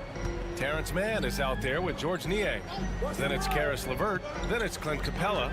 And it's Risacher in at the shooting guard position. That's the group starting the second quarter for the Hawks. And there's the ability to finish for Risacher. Nobody scares him at the rim. And out on the wing, Zach Risacher has so many things scouts are looking for these days. Yeah, B.A., this guy has tremendous potential as a two-way threat. Great length, good athleticism, and his jump shot could be elite.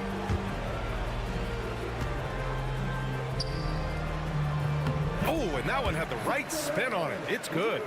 Risacher's got 6 points. A Swiss Army knife talent, LeVert is very skilled at setting the table for his teammates. Jerome passes to Hunter. Jerome on the wing. Off target from three-point range. Atlanta leading by 3. Niang outside. Here's LeVert. Jerome grabs the miss. For him, it's harder to miss that shot than it is to make that shot. I think he was anticipating a bit of a bump there.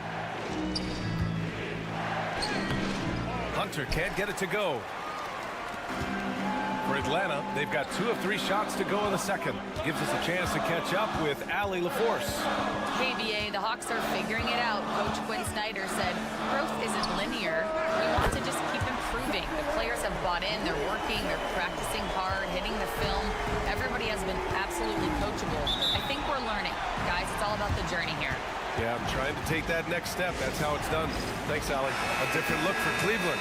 Strus, he's checked in for Okoro. Donovan Mitchell comes in for Green. And Garland is subbed in for Jerome.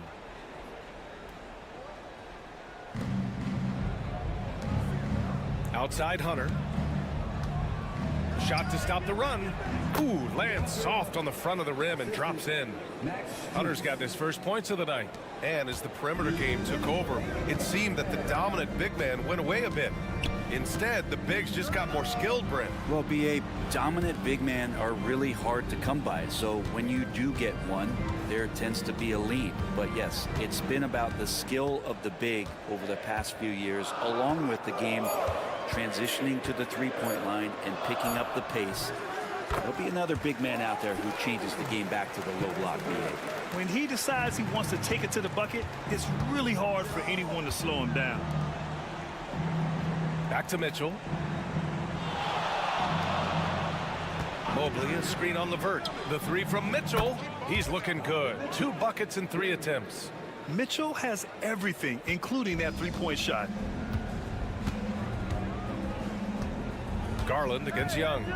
Fires the 3. And the rebound goes to Cleveland. Out left to the wing. Back to Hunter. From deep, Mitchell. And Cleveland another three. Yeah, this is why defenses must be right up on Mitchell or he'll burn you off the pass. For Atlanta, they've gone 4 for 6 here in the second. Young, the pass to Krejci. Now here's Young. It's LeVert on the wing. Shot clock at 6. No one near him. Mobley grabs the board. Well, he wants that one over again. I guarantee that. Nobody's even in the neighborhood. Here's Strus. Well-timed pass, and he goes straight to the bucket for the layup. This game has been like a seesaw. Both teams going back and forth at one another. Yeah, everybody trying to get away from one another, and the threads are keeping them close. This has been highly competitive. Garland against Young. Niang a screen. Nice tray. So good. Already 7 lead changes. These teams are really going after each other. It's been a brutal game to play, but a fun one to watch. And the first half comes to a conclusion in a game that's been very close so far. Okay, Ali, appreciate it. And folks, we'll be back after halftime to begin the third quarter.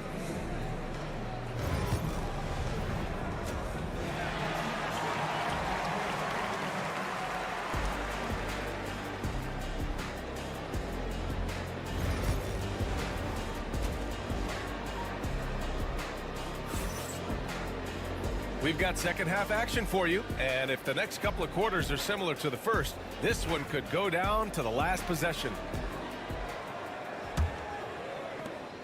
The Hawks leading. On the court right now for Cleveland. Strus at small forward with Mobley next to him. Garland and Mitchell, the talented 1 and 2. And it's Allen in at the pivot spot, manning the middle. Okongwu, a screen on Garland. Young gets a very good look and converts. Young's got 10 points in the game. And playing heads up right now, Trae Young. I'm amazed at how creative at times he can be. Man, Brent, when Trae Young is on the floor, his teams put up ridiculous offensive numbers. What makes Trae a difference maker? Well, I think Trae's relentlessness as an offensive player is hard to defend. I mean, he's so quick with the basketball. He gets into the teeth of the defense and causes so many problems, BA. He sometimes has those stretches where he becomes an offense unto himself.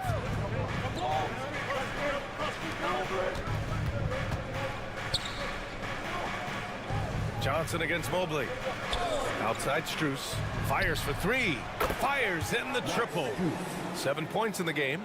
Incredible game. This lead has been exchanged 8 times. Tremendous show of will and resilience on both sides.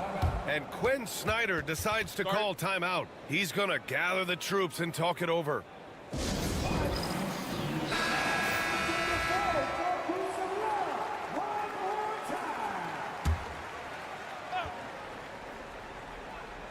Second half of basketball, just over a minute played so far.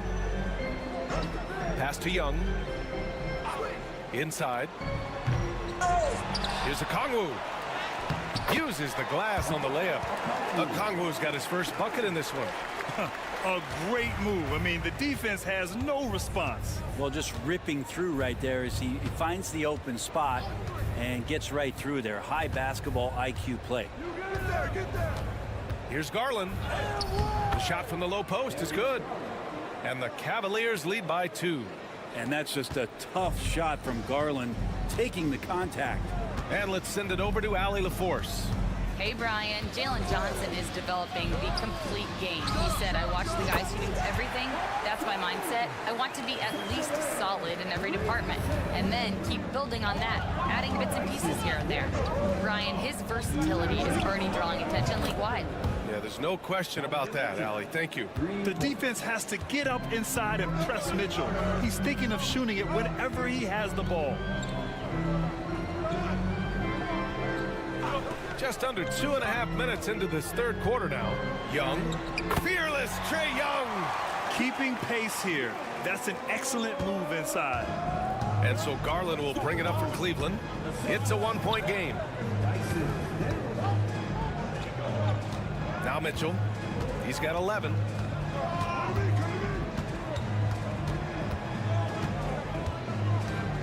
Just 5 on the clock.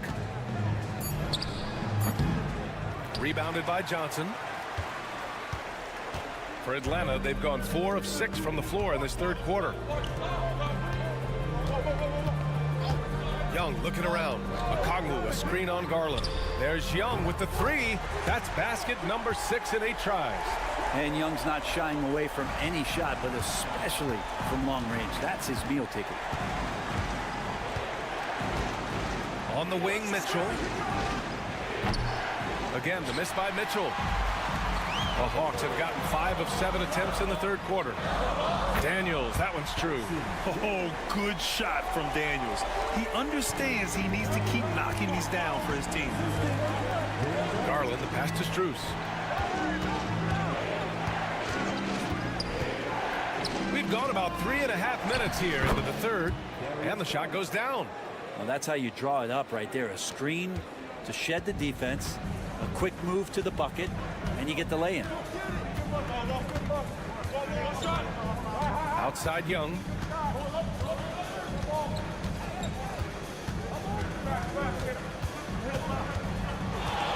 Takes one from 10 feet. Inside. It's Trae Young. Are you serious? I mean, he made the defender look silly right there. Just an epic move. Garland for 3. Gets the 3 ball to go. Garland's got 7 now in this quarter. 3 quarters of play and a close one here. Atlanta on top, up by 2. And let's take this opportunity to show you our State Farm assist of the game. And he definitely deserves the award. Reading the defense like a point guard. So helpful to the offensive versatility when your bigs can create, freeing everybody up, and that cut was wide open. 3 tense quarters behind us. 1 more to go. Thanks for being with us as we get ready for the 4th. George Niang out there with Terrence Mann. Then it's Karis LeVert. Then it's Clint Capella. And it's Bufkin in at the point guard position. So that's the lineup for Atlanta.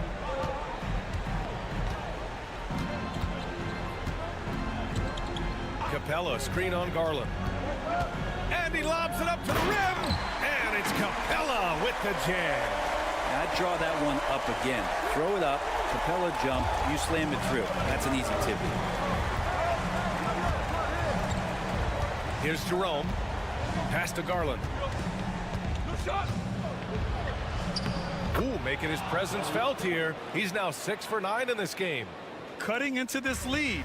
They're well within striking distance. They're just much sharper out there. You can see guys getting in tune. It's not about playing harder.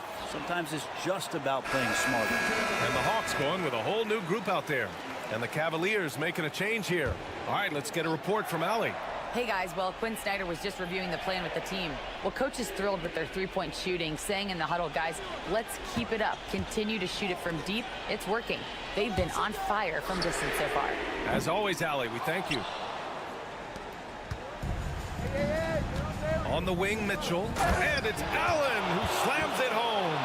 That's a great finish from J.A. A high percentage look inside from a very high percentage shooter. Atlanta's gone 5 of 10 from beyond the 3-point line in this game. Pass to Daniels.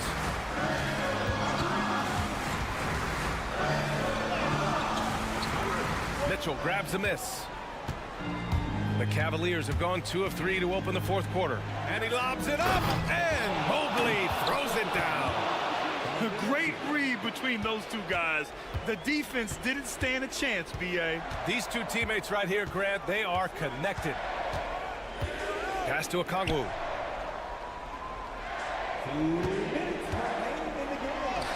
Oh, and makes it with the kiss. Instead of risking something on the perimeter, he just works it inside. And no reason to settle in that situation. If they're going to give that up, he's going to take all of it. Garland, the pass to Allen. Here's Strus. 4-3 to the middle. That's good from Allen on the assist by Garland. Garland's got 3 assists now in this one. We're in the 4th quarter here. Just under 2.5 minutes gone by. Picked up by Okongwu. Young from long range. That is Trae's shot. The 3. Trae Young stepping up and delivering in a big-time moment. Garland up top, guarded by Young. And the shot is good by Garland. Garland's got 11 in the second half. And Garland stepping up to knock one down. A minute 9 left to play in the fourth quarter of this one. Young from long range drills it from deep. Young's got 23. He's done so much damage from beyond the arc, and he's still hitting those big shots. Game is on the line. He wants the ball. No one on D stepped up to stop it. Now that's one to remember. What an impact on the game. Now I'm wondering, is that the biggest shot of the game?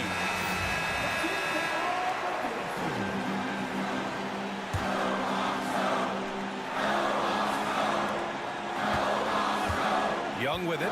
He's picked up by Garland. Johnson a screen on Garland. There's Young with the three and knocks down the three. And this young guy relishes the pressure, stepping up there, confident in the clutch.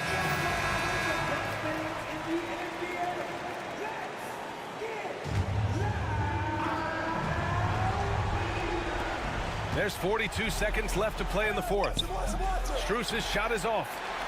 It's all come down to this one critical possession. And B.A., you can feel the intensity in this arena. Here's Young. And it's good. And Young, known as a remarkable scorer, he can fill it up in a variety of ways. And Kenny Atkinson has called a timeout. Coach clearly has something he wants to say to his team right now.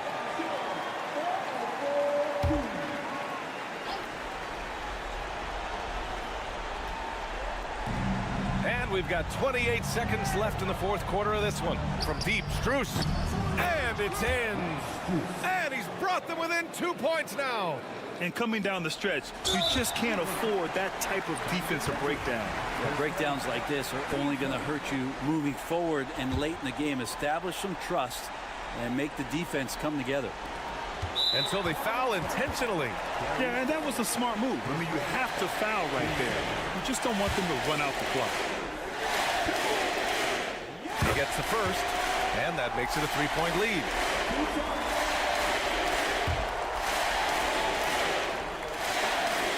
And he cannot convert on the second. That misses. And looking to even the score with a huge three. You could bet that's what they're looking for. This late in the game, they need that three. Garland for three. Can't knock in the three. And there's the intentional foul. No choice but to stop the clock here. He hits the first one, and that gives him a 4-point cushion. So he gets them both, and it's a 5-point game. Yeah, that'll ice it right there. Not everybody can keep their composure at the line in such a big situation. It's good from beyond the arc. And remember when big men shooting threes were as rare as a Sasquatch, and now those big guys are everywhere. And Quinn Snyder decides to call timeout. The pressure is on, and he's got a plan to share with his guys. And they're going to prolong the game with an intentional foul. Yeah, and there's no question they have to foul. Now, I'm sure they would have preferred to avoid it. So the first one drops, and that makes it a 3-point lead. And he hits both free throws here, and it's a 4-point ball game. And so it's Atlanta who scrapes by with a win. This one was in the balance right in. All right, Allie, thank you. And that'll do it, folks. For Brent Barry.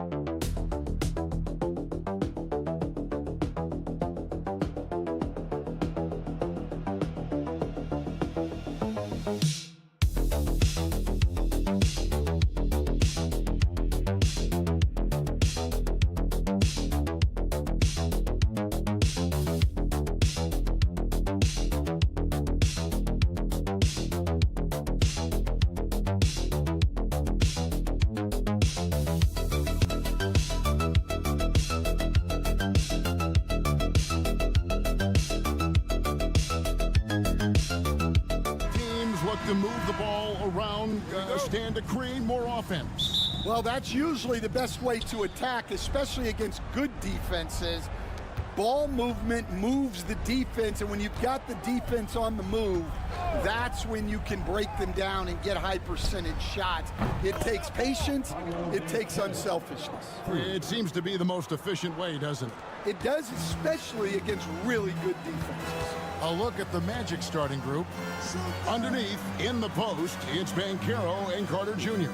In the backcourt form, it'll be Suggs and Caldwell Pope. And it's Wagner in at the small forward position. Now, here's Halliburton. Count the basket. And when you have Halliburton's size as a guard, you should be comfortable working inside. Well, Coach Van Gundy, you spent a number of seasons with the Orlando Magic franchise. And looking back at that time, what stands out? Well, Kevin, what stands out for most coaches in jobs, we actually won a lot there, and the winning stands out. I coached a great group of players, inherited not only talent, but guys of high character. It was winning, and it was fun. You did a lot of winning down there. We did. Here's Halliburton. After the basket by Franz Wagner. Indiana moving it around. There's the screen from 11 feet away, and it's off the back rim. No good. First quarter, about a minute and a half in. His second shot goes in, off to a good start, 2 for 2. And smart ball movement there from Banchero. And that selflessness will endear him to his teammates. Pass to Neesmith. Now Nemhard, and play stops. Whistle on what looks to be an illegal screen. Beyond the leaning, you could see his feet more set on that screen.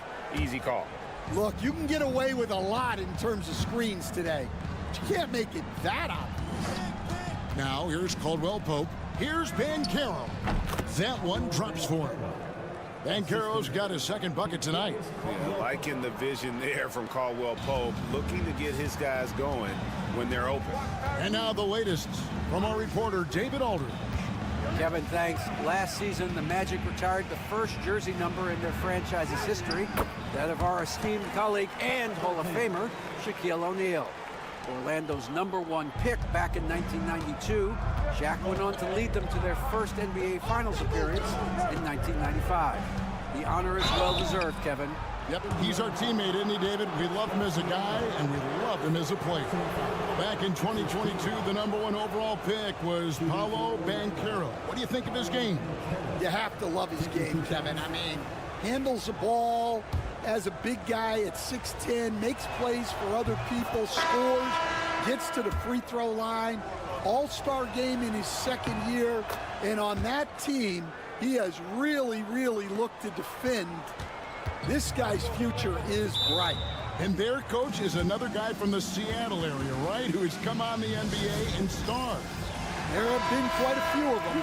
Goga Bitadze's checked in for Banchero.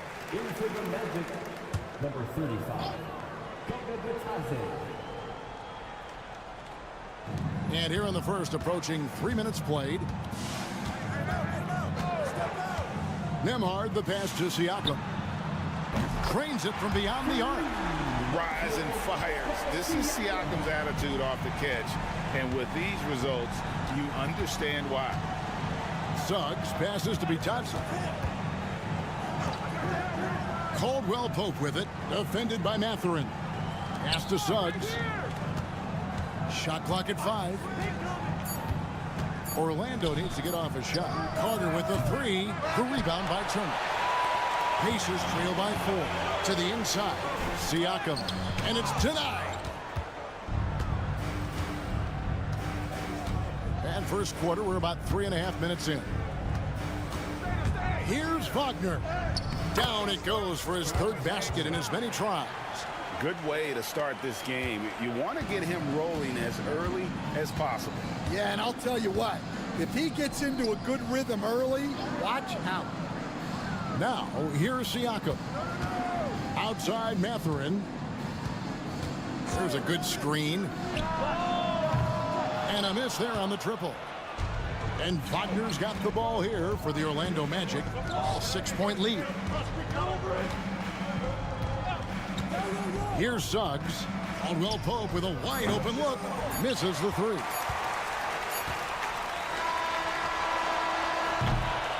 And so it's Orlando with a 6-point lead at the end of the quarter. They're shooting the ball so well in this one. A great performance.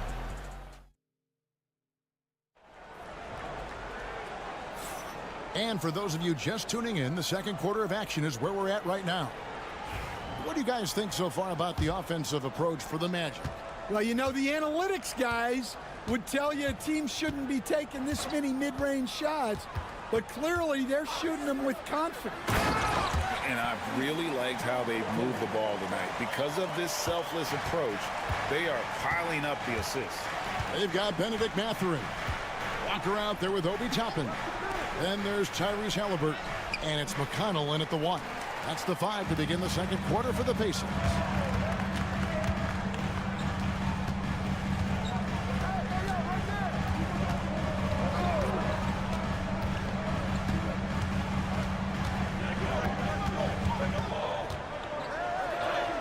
That's his 4th basket of the game, and he's only taken 4 shots, off to a good start. And Halliburton not afraid to work for it on offense, taking the contact and still getting the finish. Here's Banchero, and finished off by Banchero. And how about the showmanship from Banchero, letting us know what he can do out there. Pacers trail by 4. From Rookie of the Year in 2023 to an All-Star Greg in 2024, Paolo Banchero. And Kevin, that really says it all, doesn't it? Few players hit the ground running like Banchero has. Becoming an elite competitor, people fear almost instantly. So the wing on the left. Banchero against Mathurin. Unloads from 13. And he hits the jump shot. Banchero's got 4 this quarter. Oh, good to see that Banchero has options if he can't penetrate. Your game has to be multifaceted in the league. Bounce pass, Halliburton. And so the ball goes out of bounds. Isaac touched it left. You love the pressure he's putting on them. Almost had that steal.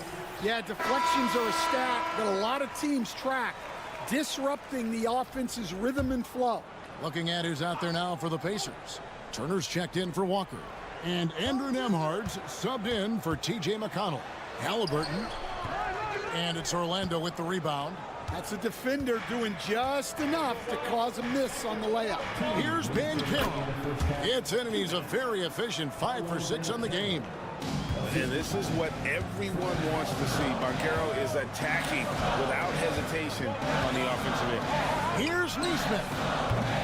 Oh, good with the triple. Magic leading by 6. And the points coming for them now, Greg and Bunchen.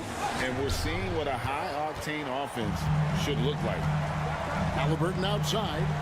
Pass to Neesmith. Indiana moving it around. And a wide open look for Siakam. And the 3 ball is good. Siakam's got 6. Yeah, you got to get out on that. Siakam demonstrating that ability to hurt you from beyond. Siakam against Banchero.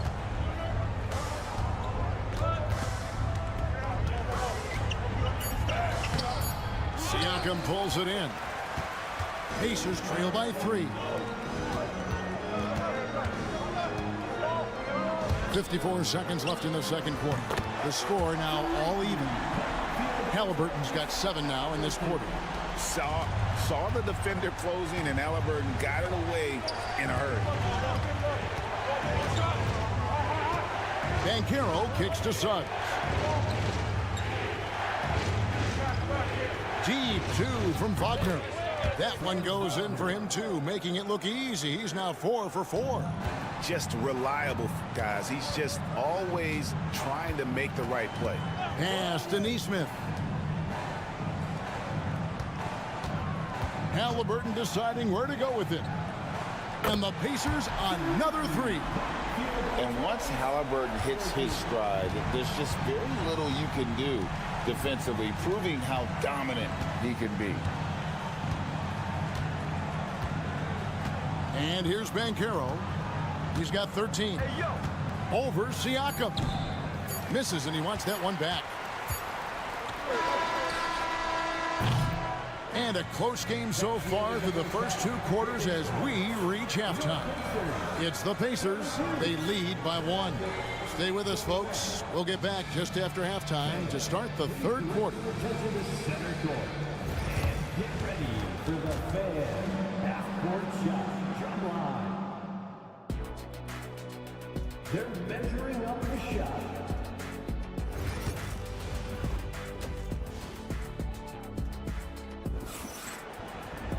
And after a fairly even first couple of quarters, the second half could turn out to be a great one as both teams try to gain an edge. Tyrese Halliburton has been sensational. Yeah, and just look at the numbers from the first half. He has been very efficient. Yeah, it's not like he's getting everything at the rim.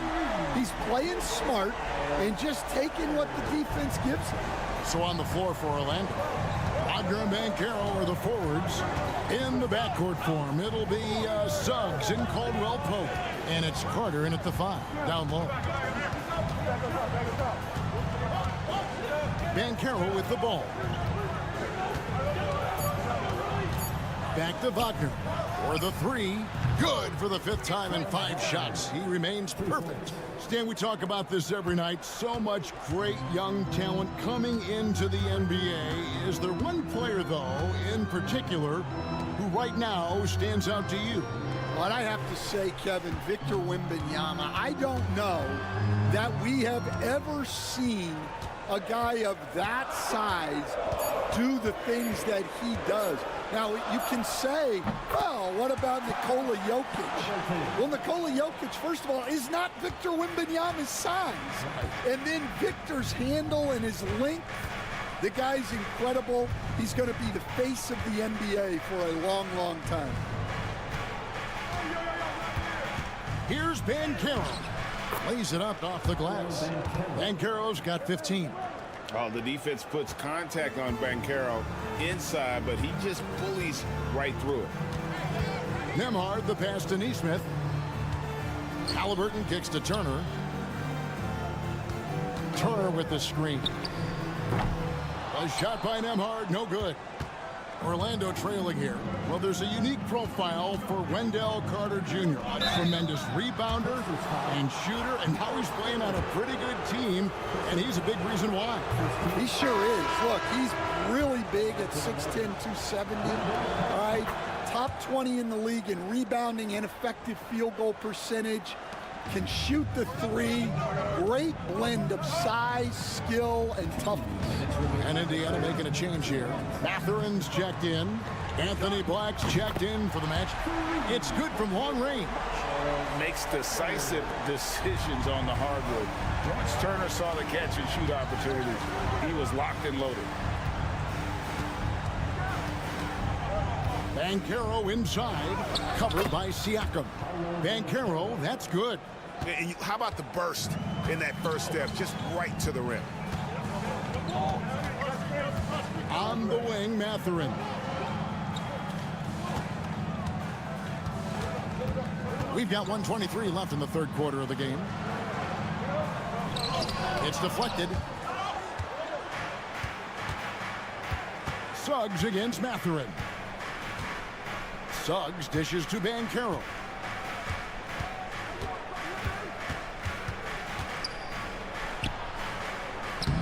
And the rebound goes to the Pacers. Now Nembhard, and the layup falls. Nembhard's got his first bucket in this one. And the all-around game of Siakam, so adept at working the ball to open guys. Wagner against Mathurin. And it's Franz Wagner with the three. Wagner's got a pair of threes now here in the third for the Magic. And Siakam has got the ball here for the Indiana Pacers. They trail by one.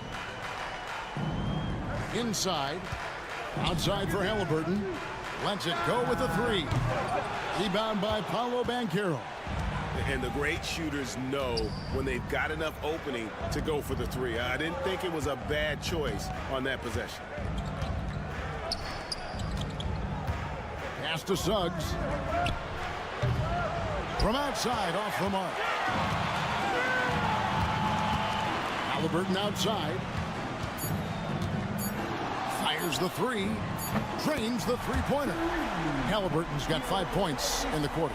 Third quarter here and 5 lead changes so far. And guys, neither team has been able to pull away. 3 quarters of play in a close game here.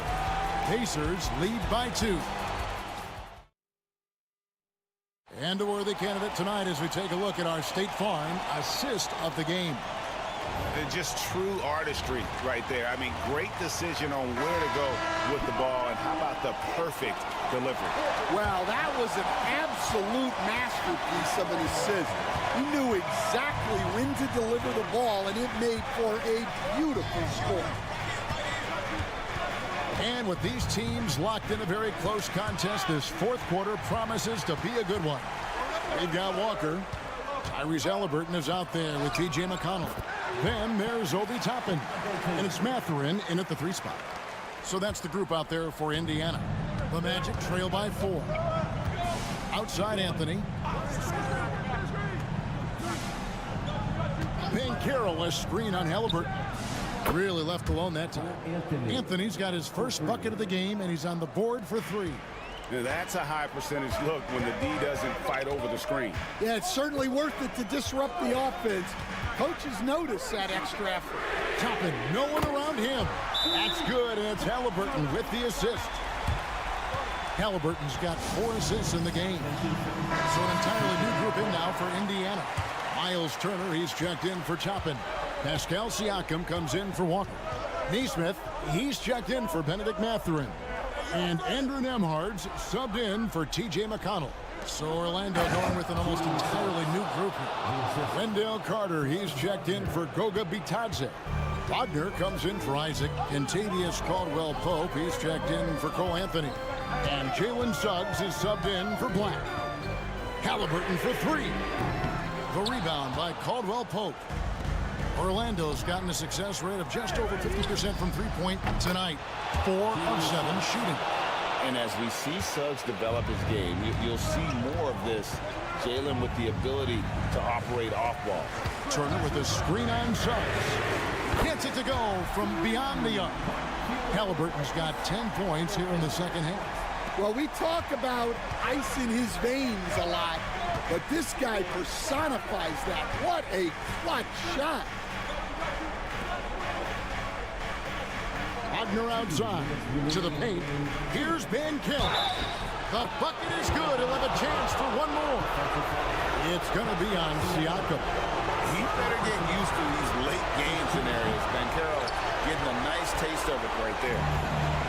The Pacers have gone 3 of 4 in field goal attempts since getting things started here in the fourth. Plays it up and in on the nice reverse.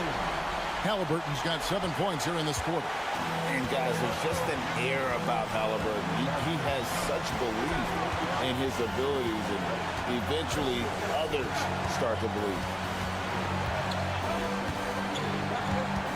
Banchero against Siakam. Good D by Siakam. And we talk about the importance of protecting the rim. Right there, outstanding defense.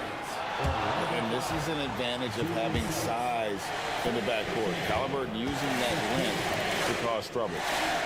And some stats here, guys. The scoring breakdown for the Pacers. Well, they've been hitting threes at a high clip, and the defense hasn't done enough to challenge them at the line. They need to close out and run them off the 3.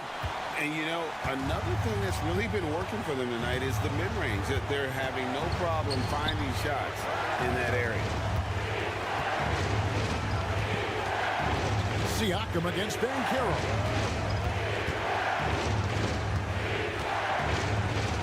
It's going to be out of bounds. The Pacers will take it.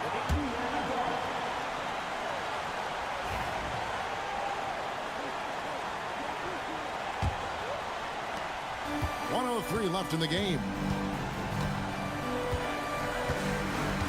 Here's Halliburton. Pass to Neesmith. And the Pacers can't get it to go. Now Banchero, covered by Siakam. Yes! And he has brought them to within 2 points. That is world class. Yeah, and I can say from experience, his coach just breathed a huge sigh of relief. Huge finish from Halliburton. From the moment he entered the league, Tyrese has been clutch. And we've got a timeout called by Jamal Mosley. The magnitude at this juncture in the game clearly warranting a timeout.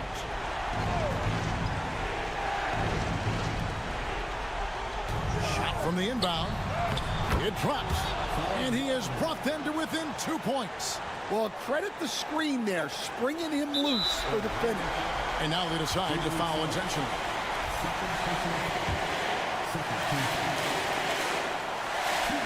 He hits the first one, and that makes it a 3-point lead. And so both free throws are good, and it's a 4-point ball game. Great work at the line under pressure. They're that much closer to putting this game away. And the latest now from our sideline reporter, David Aldridge. David, it's all yours. Take it away. Thanks, guys. I got a chance to hear what Jamal Mosley was saying to the team. And he begged them, don't give up. He told his guys one possession at a time. Let's go out there and do what we talked about. That's how we get back into this one. Back to you guys. All right, David, thanks. And now they foul and stop the clock. Had to foul, and on that occasion to stop the clock. That's the enemy in this situation.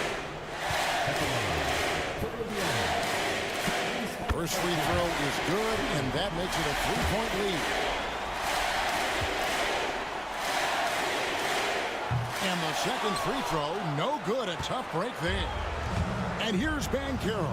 He'll bring it up for Orlando. To the middle. Wagner finds Banchero.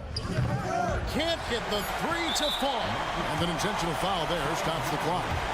You have to foul, but I'm sure they would have liked to foul someone different. That's the first, and that gives them a 4-point cushion. So he gets them both, and it's a 5-point game. No doubt, that just about seals it. So it's Indiana picking up the win. It was a fantastic ball game, and they did a great job making sure it didn't get away from them late.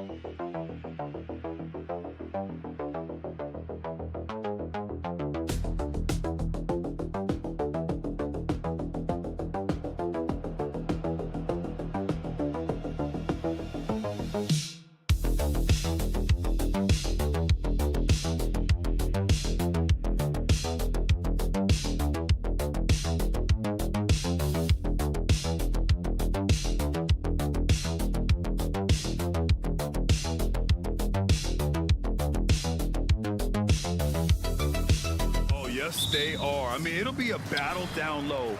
Boxing out is vital, and second chance points may just decide this game. And the starting group for Chicago. We've got Coby White, Josh Giddey out there with Buzelis. Then there's Nikola Vucevic, and it's Ball in at the point.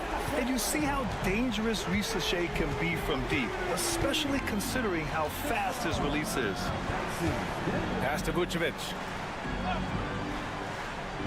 Outside Giddey. Back to Vucevic for three. Atlanta with the rebound. On the wing, Daniels. He's guarded by White. Okongwu, a screen on Ball. Young from long range. Counted from distance. The deep ball from Young. He only needs a little wiggle room to feel comfortable firing away. Well, Grant, aside from making the East Finals in 2021, how would you assess Trae Young's teams? Well, they're always solid offensive teams, but Trae is the type of player that you need to surround with defensive-minded guys, and he hasn't really had that. Just 5 to shoot, and that one's good. Giddey. It's turned into a showdown here, dueling from distance. Take that, he says. I see your three, and I'll raise you another three. Here's Ricochet. From deep, Johnson. And Atlanta hits again from deep. That's how you up the ante. Come right back at him. Yeah, I love the competitive fire right there. You drain a triple on us, and I'm coming for my revenge. Now here's White. Pass to Buzelis. Outside Giddey. Let's go with a three. And again, it's Chicago with a three. Defensively, you have to stay connected to him on the perimeter. Here's Daniels to the paint. Oh, the dunk by Okongwu. He gives up a bit of size at the center position, but his leaping ability, well, let's just say that makes up for it. Outside White. And here is Vucevic. Pass to Buzelis. Lets it go from deep. Knocks it down from distance. And he doesn't waste any time at all. Buzelis got the ball and just attacked right away. Richard, when it comes to the Bulls, they have one of the most committed fan bases in the league. Yeah, the Chicago fans are for real. The Bulls are routinely at the top of the list for total attendance. Even on the road, there are usually Bulls fans sprinkled in every crowd.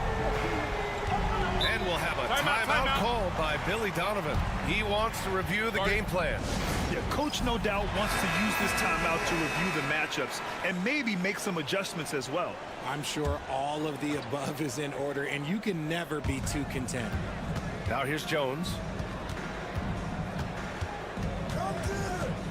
And we're about 3 minutes into this first quarter. Uses the glass to finish the layup. Just taking it right to the rim, and no one was there to greet him. Easy possessions like that literally are just a gift. You just dream of them. He'll gladly take those. Here's LeVert.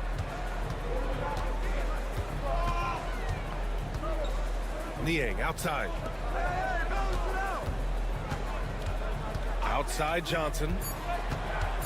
Pass to LeVert. Launches a three. And out of bounds, it'll be Chicago ball. Risacher, he's checked in for Atlanta. Josh Giddey's checked in for Chicago.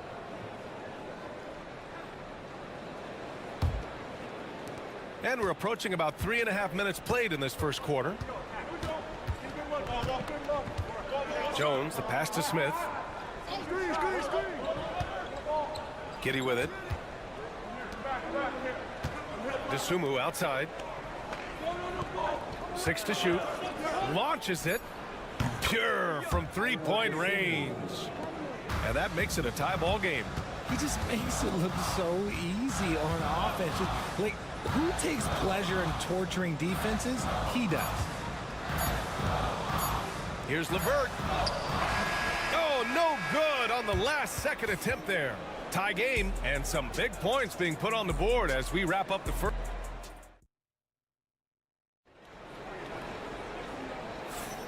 And it's been a pretty even game here after one quarter of play. And for the Hawks guys, what jumps out to you statistically?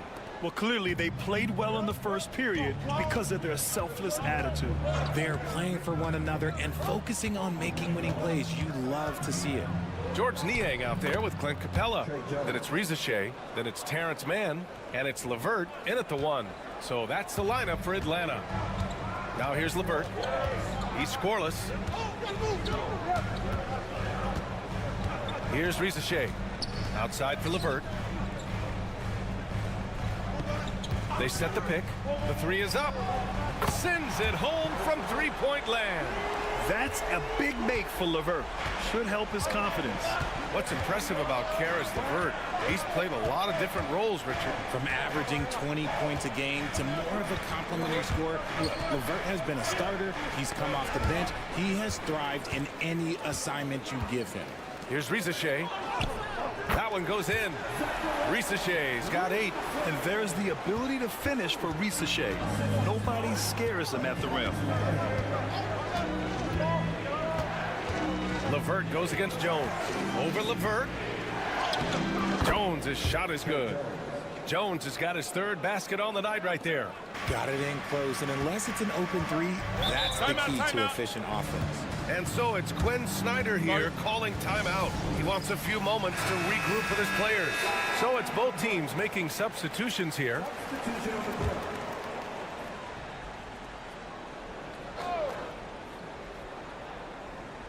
And Atlanta with possession here. Niang, the pass to LeVert. And just about a minute and a half has passed here in the second quarter. Count that bucket. LeVert's got his second bucket of the night. Yeah, that's inexcusable. I mean, the defense must push LeVert farther away from the basket than that. Ball right side. Jones from outside. It's good. And the assist that time from Ball. Jones has got 7 points for the quarter. Nice ball movement there. That's how you break down the defense. LeVert goes against Jones. And the layup is good off the glass. He has 7. Well, Richard, as we've seen, sometimes all a player needs to prosper is a change of scenery. Well, no doubt, B.A. One of the biggest deciding factors in being successful is how you fit into a system and how you fit in with the players around you. Here's Williams following the score by Atlanta. Nance pulls down the board. You got to move past that one. I mean, they'd want him to take that again. Yeah, it's a great look for him. One they'll try and manufacture again. Those are the shots you want him to take. Now here's LeVert. 7 points in the game. Nance can't get it to go. Well, you got to miss sometimes, but that one seemed like a gimme. Pass to Williams. From deep, Giddey. Buffkin with a rebound. The Hawks leading. Niang outside.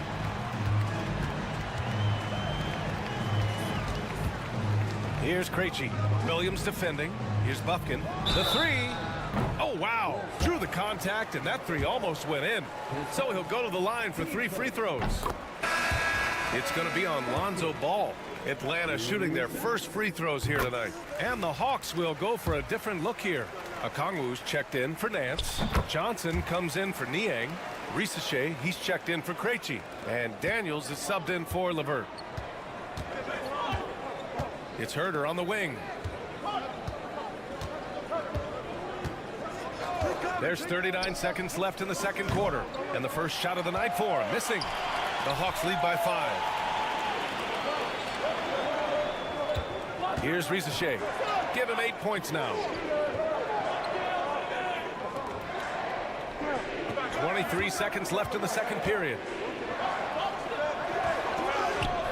He's got it. 4 for 4 now. He's automatic. Yeah, great look for Risachet. Close in, gets it done. Pass to Herter. Now here's White. Vucevic in the post. Chicago shooting their first free throws. First trip to the line in this one. And the first one at the line is good. And the Hawks making a change here. He makes 1 or 2 that time. And so it's the Atlanta Hawks leading by 6 as we wrap up the quarter. Great shot selection right now, keeping the game simple and getting high percentage looks. More 2K action in just a moment.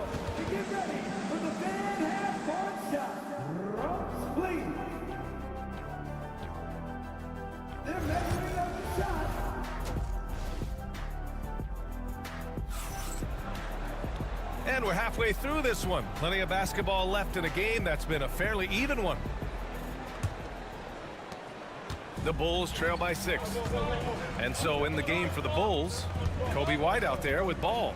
Then it's Josh Giddey. Then it's Buzelis. And it's Vucevic in at the 5, roaming the paint. White. Boy, clanks that one off the back iron and it falls. Such a good facilitator. Ball has nice touch on that pass. A chance here to catch up with Allie from the sideline. With the game on the line, Ice Trey is dangerous man. Young said, I've been owning the moment my whole life. That's what I do. I work too hard to be afraid of the moment. Brian? Well, Allie, it definitely shows in his play. It's great stuff there. Thank you. Young misses. Chicago has gone 5 of 8 from outside the three-point line in this one. RJ, when you talk about Vucevic, is he the best NBA player ever to come from Switzerland? There is an argument to be made. He has the most points by any Swiss-born player by far and the only All-Star game appearances. Lots of quick moves inside by Ball to get into great position for the score. And here in the second half of play, we're just over a minute in. And off the front iron, and in it goes. Johnson's got 5 now. And White has got the ball here for the Chicago Bulls. Trailing by 4.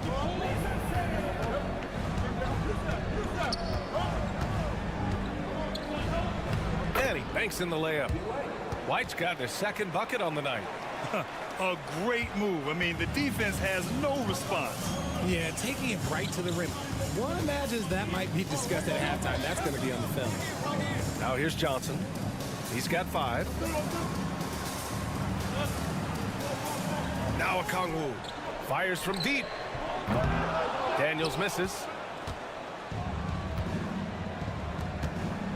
And we're just about 2 minutes into the final half of play now. Pass to Buzelis.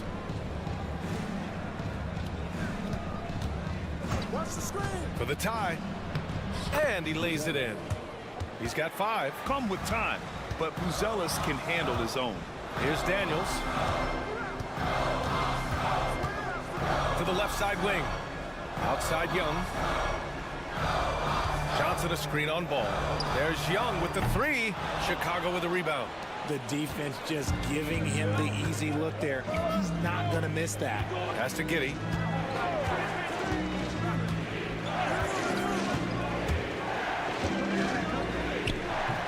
A minute 15 left in the third quarter of the game.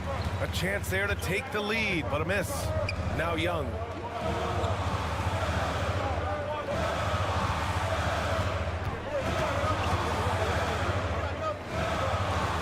Out to the right wing. 5 to shoot. The Hawks need to get one up here.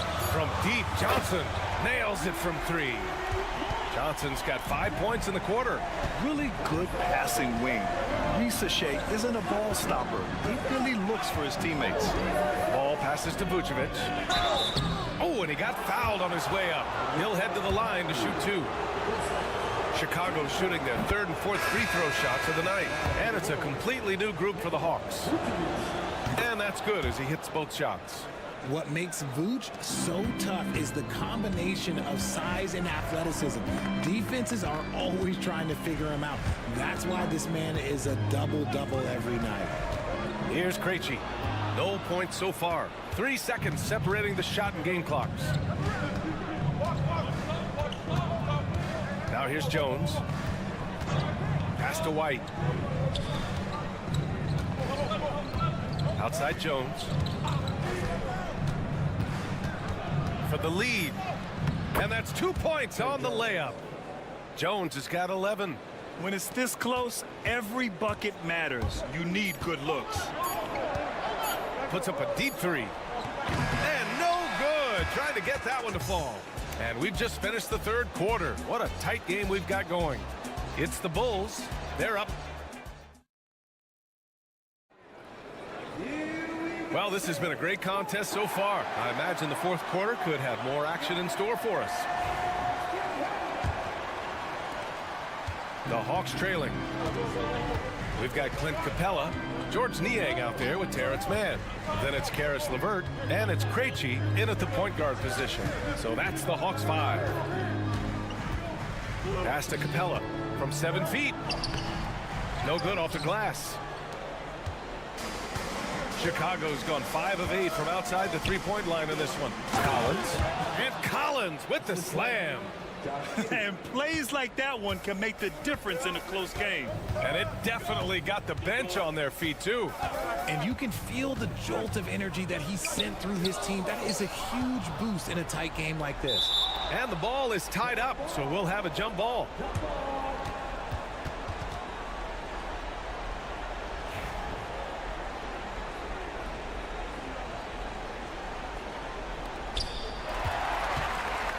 Here's Niang.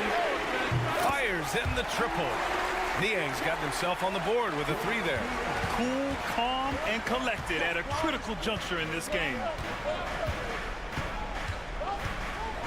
Outside Jones. Ooh, he's been flawless tonight. Now he's 6 for 6. It's nice to see they're not settling for three-pointers. These guys are putting in the work inside. So both teams making some changes here. Time now to hear from our reporter, Allie LaForce. Hey guys, well, Quinn Snyder was just reviewing the plan with the team. And a big reason their team is down, the three-point line. Coach saying in the huddle, we have to battle on the perimeter. They're outplaying us from the arc. Guys? Okay, thank you, Allie. Connects from downtown. Richeche is just pouring it in on offense. He's found a rhythm and is determined to keep it going. White on the wing. Outside Giddey from the arc. Rebounded by Johnson. And Young has got the ball here for the Hawks. It's a one-point game. Shoots over ball. And yes, it goes. Got a little English on that one. And the defense has to be more aware, or else Young will stick them from the mid-range every time. We're about 2 minutes into the fourth here. White, the pass to Giddey. 6 on the shot clock. Rebounded by Johnson. Johnson's got 4 rebounds in the game. Pass to Okongwu. And count the basket. He was fouled, and he's going to the line for one more. All right, a moment to look at the scoring approach in terms of where the points are coming from here for the Hawks. All game long, they've been making it rain from the arc. And look, they've done it by feeding the hot hands. And you have to talk about the passing, too. I mean, the ball has been zipping around on the offense, and they've kept the extra pass mentality the whole way. White finds Vucevic. Over Okongwu. And it's Vucevic. That time on the assist by White. Look to a machine like Vuce when you need him most.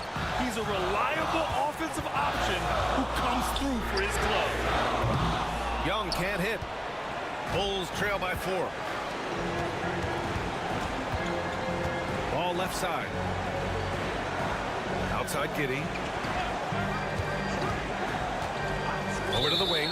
And play stops. A whistle there on what looks like an illegal screen. You can get away with one once in a while, but it looked like he wasn't completely set on that pick. You gotta blow the whistle when it's that obvious. Great call there by the official. Ball against Young. Shoots over ball. And Atlanta misses again. The Bulls have gone 3 of 5 since this fourth quarter started. To the inside. Here's Vucevic. The kick out to Ball. White, the pass to Vucevic. Shoots over Okongwu. And he sinks it. And he's brought them within 2 points now. And talk about stepping up in a big way. What a huge play coming through when it matters most. They'll probably slow things down now. Burn the clock while you have the lead. I like that. Okongwu, the pass to Daniels. There's the screen by Johnson. He connects! And how about Daniels embracing the spotlight? He loves hitting these big-time shots. And the Bulls call time here. They're down by 4. Any speculation on what we're going to see coming out of this timeout? And they're going to have to work fast coming out of the timeout. Yeah, no time to waste. They basically have to execute things perfectly from here on out. And now they decide to foul intentionally. Yeah, just trying to keep this game alive. Not a bad foul right there. Oh, the first of 2, no good. A heartbreaker. That's good. Going 1 of 2 from the line. And that puts them up 5. Timeout called here. Chicago decides to talk it over.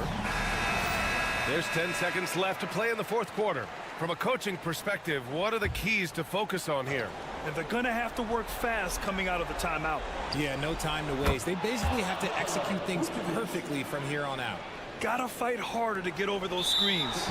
Yeah, as soon as these guys feel contact, they are just disappearing like they're not even there. You gotta show some fire and keep defending. Good on the first, and that makes it a 3-point lead. So he goes 2 for 2 at the line, and it's a 4-point ball game. Calm and cool, and his free throws put a bow on this one. Nice way to finish the game up. And so it's Atlanta who scrapes by with a... Thanks, Allie. Great interview once again. And that's going to...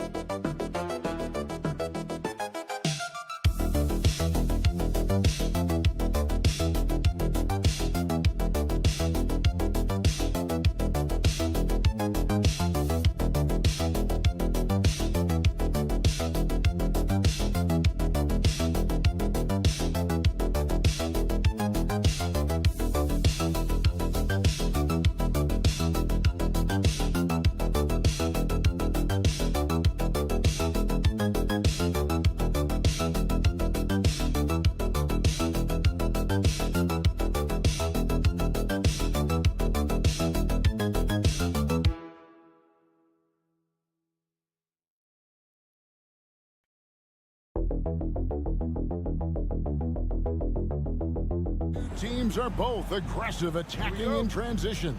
Well, you've got to play to your strengths, right? But really, the league in general is looking for early offense. These teams, no different. Let's check out Indiana's starting lineup. The forward spots with Neesmith and Siakam. Halliburton in the backcourt. Nembhard to his side.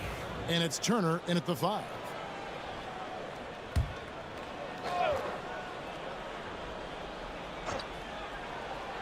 Here's Halliburton. A 3 off the inbound. A three-pointer is right on target. And he's such an efficient three-point shooter. Halliburton has an outstanding feel for when to fire from deep. Siakam against Tatum. Outside, White. Pass to Porzingis. Drills the three-pointer. Well, this is where Porzingis thrives. He is shot ready on the catch. And it's Indiana's ball. And here is Neesmith. Back to Halliburton. For 3, Siakam. And it's rebounded by Drew Holiday. That is fantastic defense on one of the best three-point shooters in the league. Didn't give him an inch of room. Oh, how easy it is to get off your feet. How about the spring from Jason Tatum? And the way the Celtics can attack teams' doors with their 5-out set, it's impossible to fully defend it. Kevin, there is so much space on the floor because they have shooters at every single position and guys who balance that shooting with an ability to get off the dribble drive. This is as good an offense as we've seen. Now here's Brown. A nice shot by Tatum. What a weapon the 3 has become for Jason Tatum. Look out. Indiana's gone 1 of 3 from beyond the arc so far in the game. Siakam inside. Tatum on him. Siakam finds Turner. Will it go? He can't get that one to fall. Nice D from Porzingis. How about this run, Craig, they're on right now? Wow. I mean, they're just getting to their spots and executing, really keeping things simple. Count that one. And beginning to take charge of this game. This could be a crucial point. Well, working hard, building out a small lead, but you can't afford any kind of letdown here. And so it's Rick Carlisle here calling timeout. Wants to talk some things over, might be seeing some things to adjust. Musician Jack Harlow in the building showing his love for his Celtics. Well, his support seems to be serving them well, right? The way the Celtics have been playing, I'm sure Jack Harlow is having a nice night thus far. Now, here's Neesmith. 6 to shoot. Turner with a screen on White. Nembhard connects from three-point range. And that's exactly what he's looking for, draining the triple. With a short break in the action, gives us a chance now to send it over to David Aldridge. Kevin, the Celtics can beat you in a number of ways. Point guard Drew Holiday said we can play small and big. We have great bench players who come in and change the game at any time and could start on other teams. And we have a hunger. Kevin, they're going to be a problem for a long time. Agreed. Yeah, they are stacked, DA, for sure. Got that one up quick. Tatum's got 9. Yeah, you have to be able to take mid-range jumpers at times. I know it's not a high-value shot, but for Tatum, sometimes that's what the defense gives him. Siakam finds Nembhard. Here's Neesmith. 41 seconds left in the first. Turner with the screen for Siakam. And he's good on the 3-ball. This is a guy with size and range. You cannot let Pascal Siakam get those kinds of looks from deep. Poked loose and stolen by Siakam. 19 seconds left to play here in the first.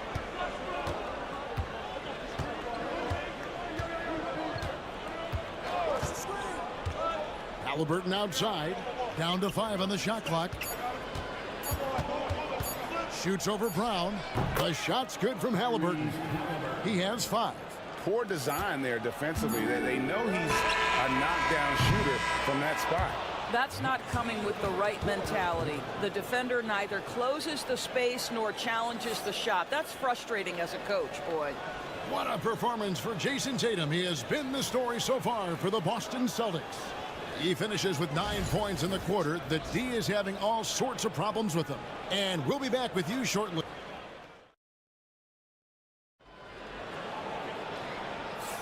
And some good action in the books as we get back to the game that's been pretty close here so far.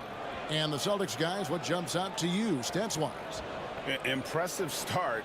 They came in with a well-conceived game plan and have executed. What terrific work at the offensive end. They have built some early momentum here.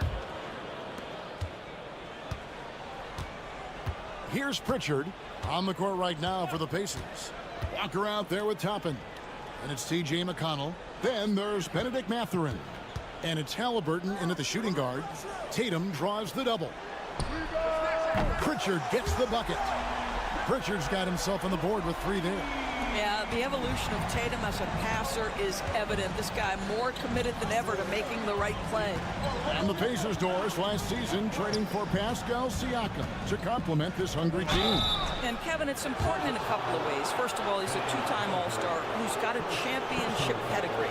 The other part of this is Indiana is an equal opportunity offense, so they want to share the basketball. But Pascal brings individual playmaking and shot making, and sometimes that's a must-have in this league.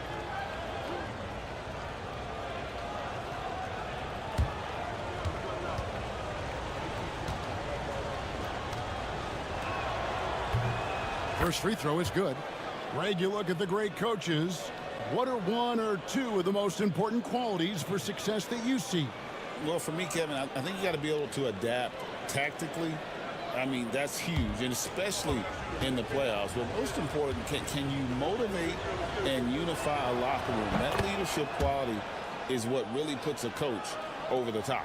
Doors, some great shooters on this Boston team, but at times, don't you think they settle from the perimeter? Well, Kevin, obviously, this is a coaching staff that puts a heavy emphasis on three-point shooting. They led the league in makes, they led the league in attempts. But obviously, your 2 best players, Jason Tatum and Jaylen Brown, with their size and athleticism and driving ability, you want to try to find the right balance. They do a great job of that. And he gets it to go as they call the foul. A skillful move there by Mathurin against the contact, somehow finding a way to get the shot to fall. And guys, let's get your take on the scoring breakdown for the Celtics. Straight away, they've opened things up offensively with skillful passing, running smart plays, and just setting guys up for success. The other thing that's gone exceptionally well for them tonight is the shooting they've displayed from beyond the three-point arc. Halliburton passes to Mathurin and stolen by Horford. And a fast break now for the Celtics. Pass to Pritchard. And here is Tatum. He's covered by Halliburton. Down low, here's Horford. Now Craig. The shot's good on the assist by Horford. Craig's got himself going there. His first points of the game on the deep ball. Now McConnell. Nothing on the board. Halliburton for 3. Good on the triple. Now Halliburton loves answering a challenge. A 3 made on one end means it's time for him to come back and answer. Here's Pritchard. He's covered by McConnell.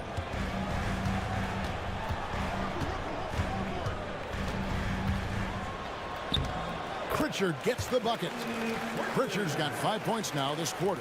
What a terrific play by just a tremendous all-around player. This guy makes it look easy. McConnell finds Mathurin. A beautiful reverse layup. And using that body to his advantage, Mathurin will learn to control his strength as he grows in the league. And so Joe Mazzulla calls for the timeout. And coach has decided they need a moment to talk things over. And a whole new group out on the floor for the Celtics. So an entirely new group in now for Indiana. Turner's checked in for Toppin. Pascal Siakam comes in for Walker. Aaron Nesmith has checked in for Halliburton. And Andrew Nembhard's subbed in for T.J. McConnell. Here's White. Fouled in the act of shooting. Gets the bucket anyway, so a three-point play chance for him. Gentlemen, that is about excellent concentration from Derek White. You play through the foul. Now you get the old-fashioned three-point opportunity. And we talk about Derek White, Doris. How impressive has his rise been? Kevin, it's been both impressive and sometimes feels improbable. He was not highly recruited. There were no expectations on him when he arrived in the NBA. This guy has turned himself into one of the premier defenders from the guard spot. An excellent shot blocker and so rock steady as a ball handler on the offensive end. Brown kicks to Holiday. Brown inside. Neesmith covering. Brown, no good. It's all about the defense right there. Without that level of activity, he probably scores it. Nembhard, the pass to Turner. We've got 22 seconds left to play here in the second quarter. Pass to Nembhard. Just 4 to shoot. Over Holiday. A shot by Nembhard, no good. Yeah, but the hand in the face, it's critical that you contest his shots every time down the floor. Here's Brown. That one good for 2. Brown's got the lead up to 8 now for the Celtics. And boy, did he ever sell the pump fake. Worked to absolute perfection. The clock runs out, and we're heading to halftime. Boston on top, up by 8. And thank you, David, and we'll be right back after halftime to start the third quarter. See you in just a bit.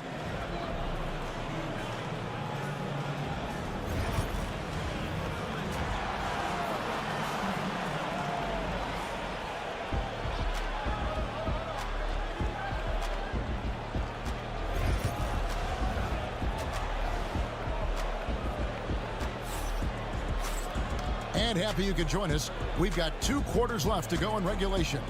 You know, guys, Jason Tatum has really been making it happen. He's done a fantastic job of finding open space to operate within the first few quarters. One of the things every player is after is efficiency at the offensive end. And boy, this young guy has done just that. And in the front court, Brown and Tatum. Holiday in the backcourt. To his side is White. And it's Porzingis in at the pivot spot, manning the middle. That's who's in the game for the Celtics. Pacers trail by 8. It's time now to hear from our Hall of Fame reporter, David Aldridge. What's the latest, David? Kevin, thanks. Well, there's plenty of scorers on the Celtics, but Jason Tatum says, I'm going to get my shots. It's just about trusting the process. From experience, I understand that I'm good enough that I can relax and defer a little bit. Then in the fourth, I can score 20 in the quarter. Kevin, it sounds like he's figured it all out. Thank you so much. You know, he can take over at any time, and it's fun to watch. DA, we thank you for that. And so Siakam will bring it up for the Pacers. Halliburton outside. The 3. Good on the three-point shot. Halliburton's got 11 points. Halliburton, a huge part of this offense, which is why he has the confidence in these catch and shoot situations. No hesitation. And so Joe Mazzulla calls for the timeout.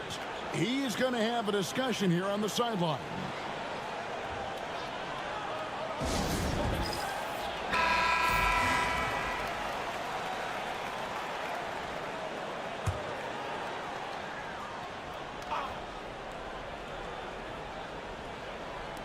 On defense, Indiana. It's a 5-point game. Brown outside. For 3. Cans it from downtown. Brown's got his second bucket. That three-point shooting sets up every aspect of Jaylen Brown's game. What a pretty shot. You know, Doris, few teams have tried to invite Brown to be a shooter.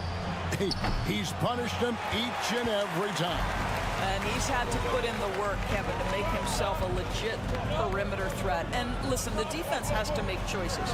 Athletically, this is one of the most gifted players in the league. If you're going to concede anything to Jaylen, it'd probably be the three-point shot. Halliburton outside. For 3, Siakam. That falls. Nice feed that time from Halliburton. He's got 8. Well, all you have to do when a teammate has the basketball is beat a target, and Pascal steps into it and lets it go. Nicely done. Holiday finds Tatum.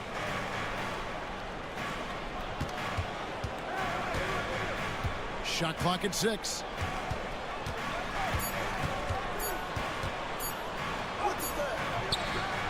And the rebound goes to the Pacers. Siakam with it. Now guarded by Tatum. Indiana moving it around. Lets it go from deep. And again, it's the Pacers from deep. What a beautiful stroke from range. Defensively, you've got to try to take him out of his comfort zone. Brown outside. Back to Holiday. And he drops in the layup off the glass. Holiday's got his first points of the night. A really smart player. Holiday can find the spaces inside and exploit them for points. Pass to Siakam. There's 45 seconds left here in the third quarter. Nembhard, no good there. White with the defensive effort. Celtics leading by 4.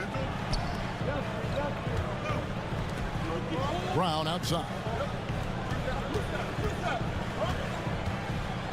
Over Neesmith. And again, it's Boston converting.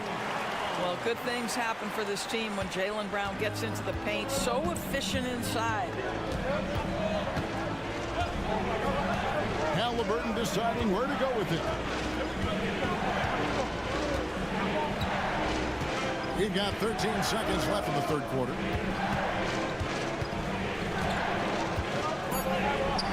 And yes, it's good.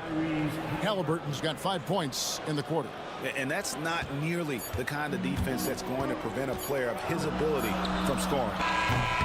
And we've watched 3 so far in this one. Celtics lead by 4. We'll get right back to the action when we return. And while we can now, let's take a look at today's State Farm assist of the game. And how about the big fella here showing us he's got some point guard skill here with the tremendous setup. I'll tell you, in today's game, you want skill and decision-making at every position. Well, what a terrific game it's been so far, with this fourth quarter sure to bring more pressure-packed basketball. And so in the game for the Pacers. Benedict Mathurin is out there with Walker. Then there's Toppin. Then there's Tyrese Halliburton. And it's McConnell in at the point. And here's McConnell. Walker with his screen for McConnell. 6 on the shot clock. The kick out to Walker. Takes a 3. Rebounded by the Celtics. Well, the defense clearly was not interested in guarding him from downtown. They're very fortunate he missed. Craig sets a screen. And there's the bucket from Tatum. And the Celtics lead by 6. When you allow Jason Tatum to build momentum offensively, it can be a scary night. Outside Mathurin. Back to Toppin. Walker a screen. And the wide open shot from McConnell. Off target from outside.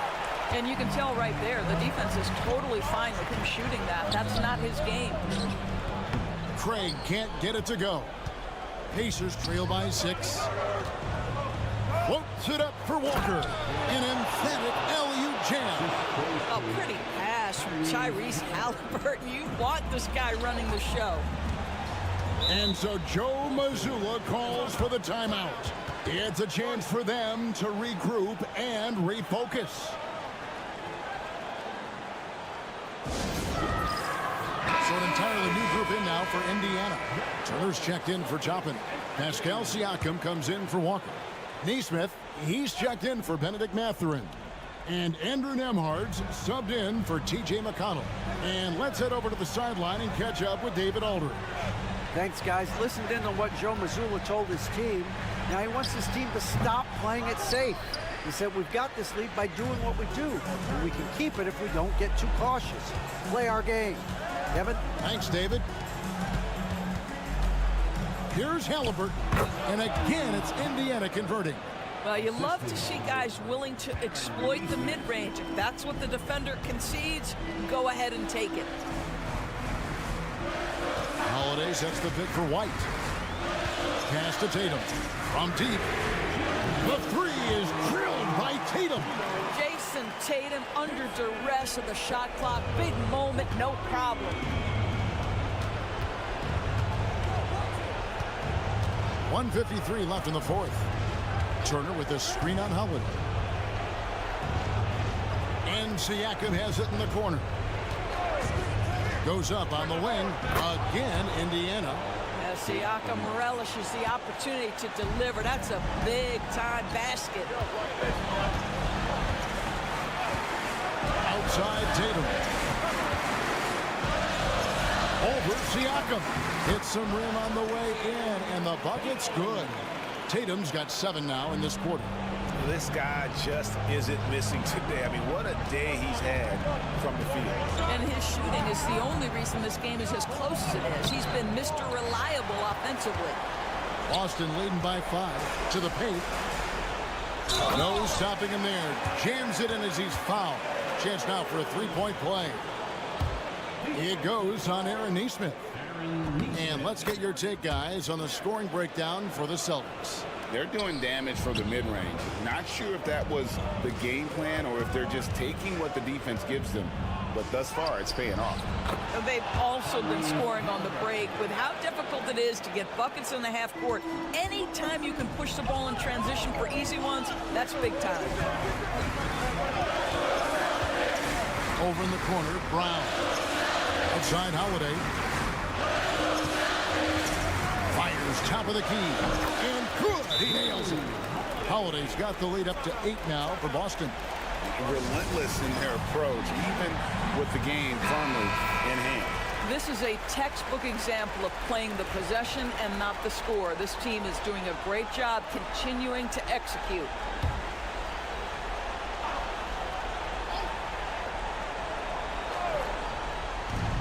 There's 45 seconds left in the fourth quarter.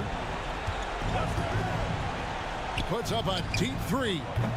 Halliburton, no good.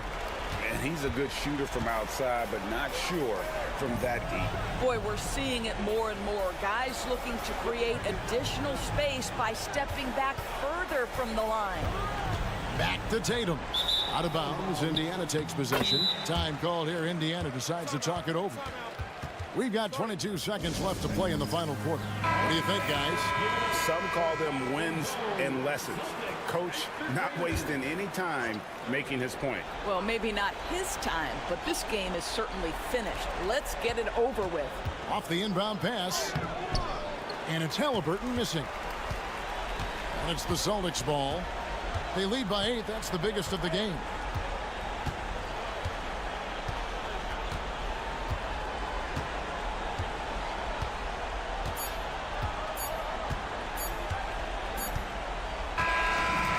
So it's the Boston Celtics with the W. Some good moments throughout this one, but they had the clear advantage.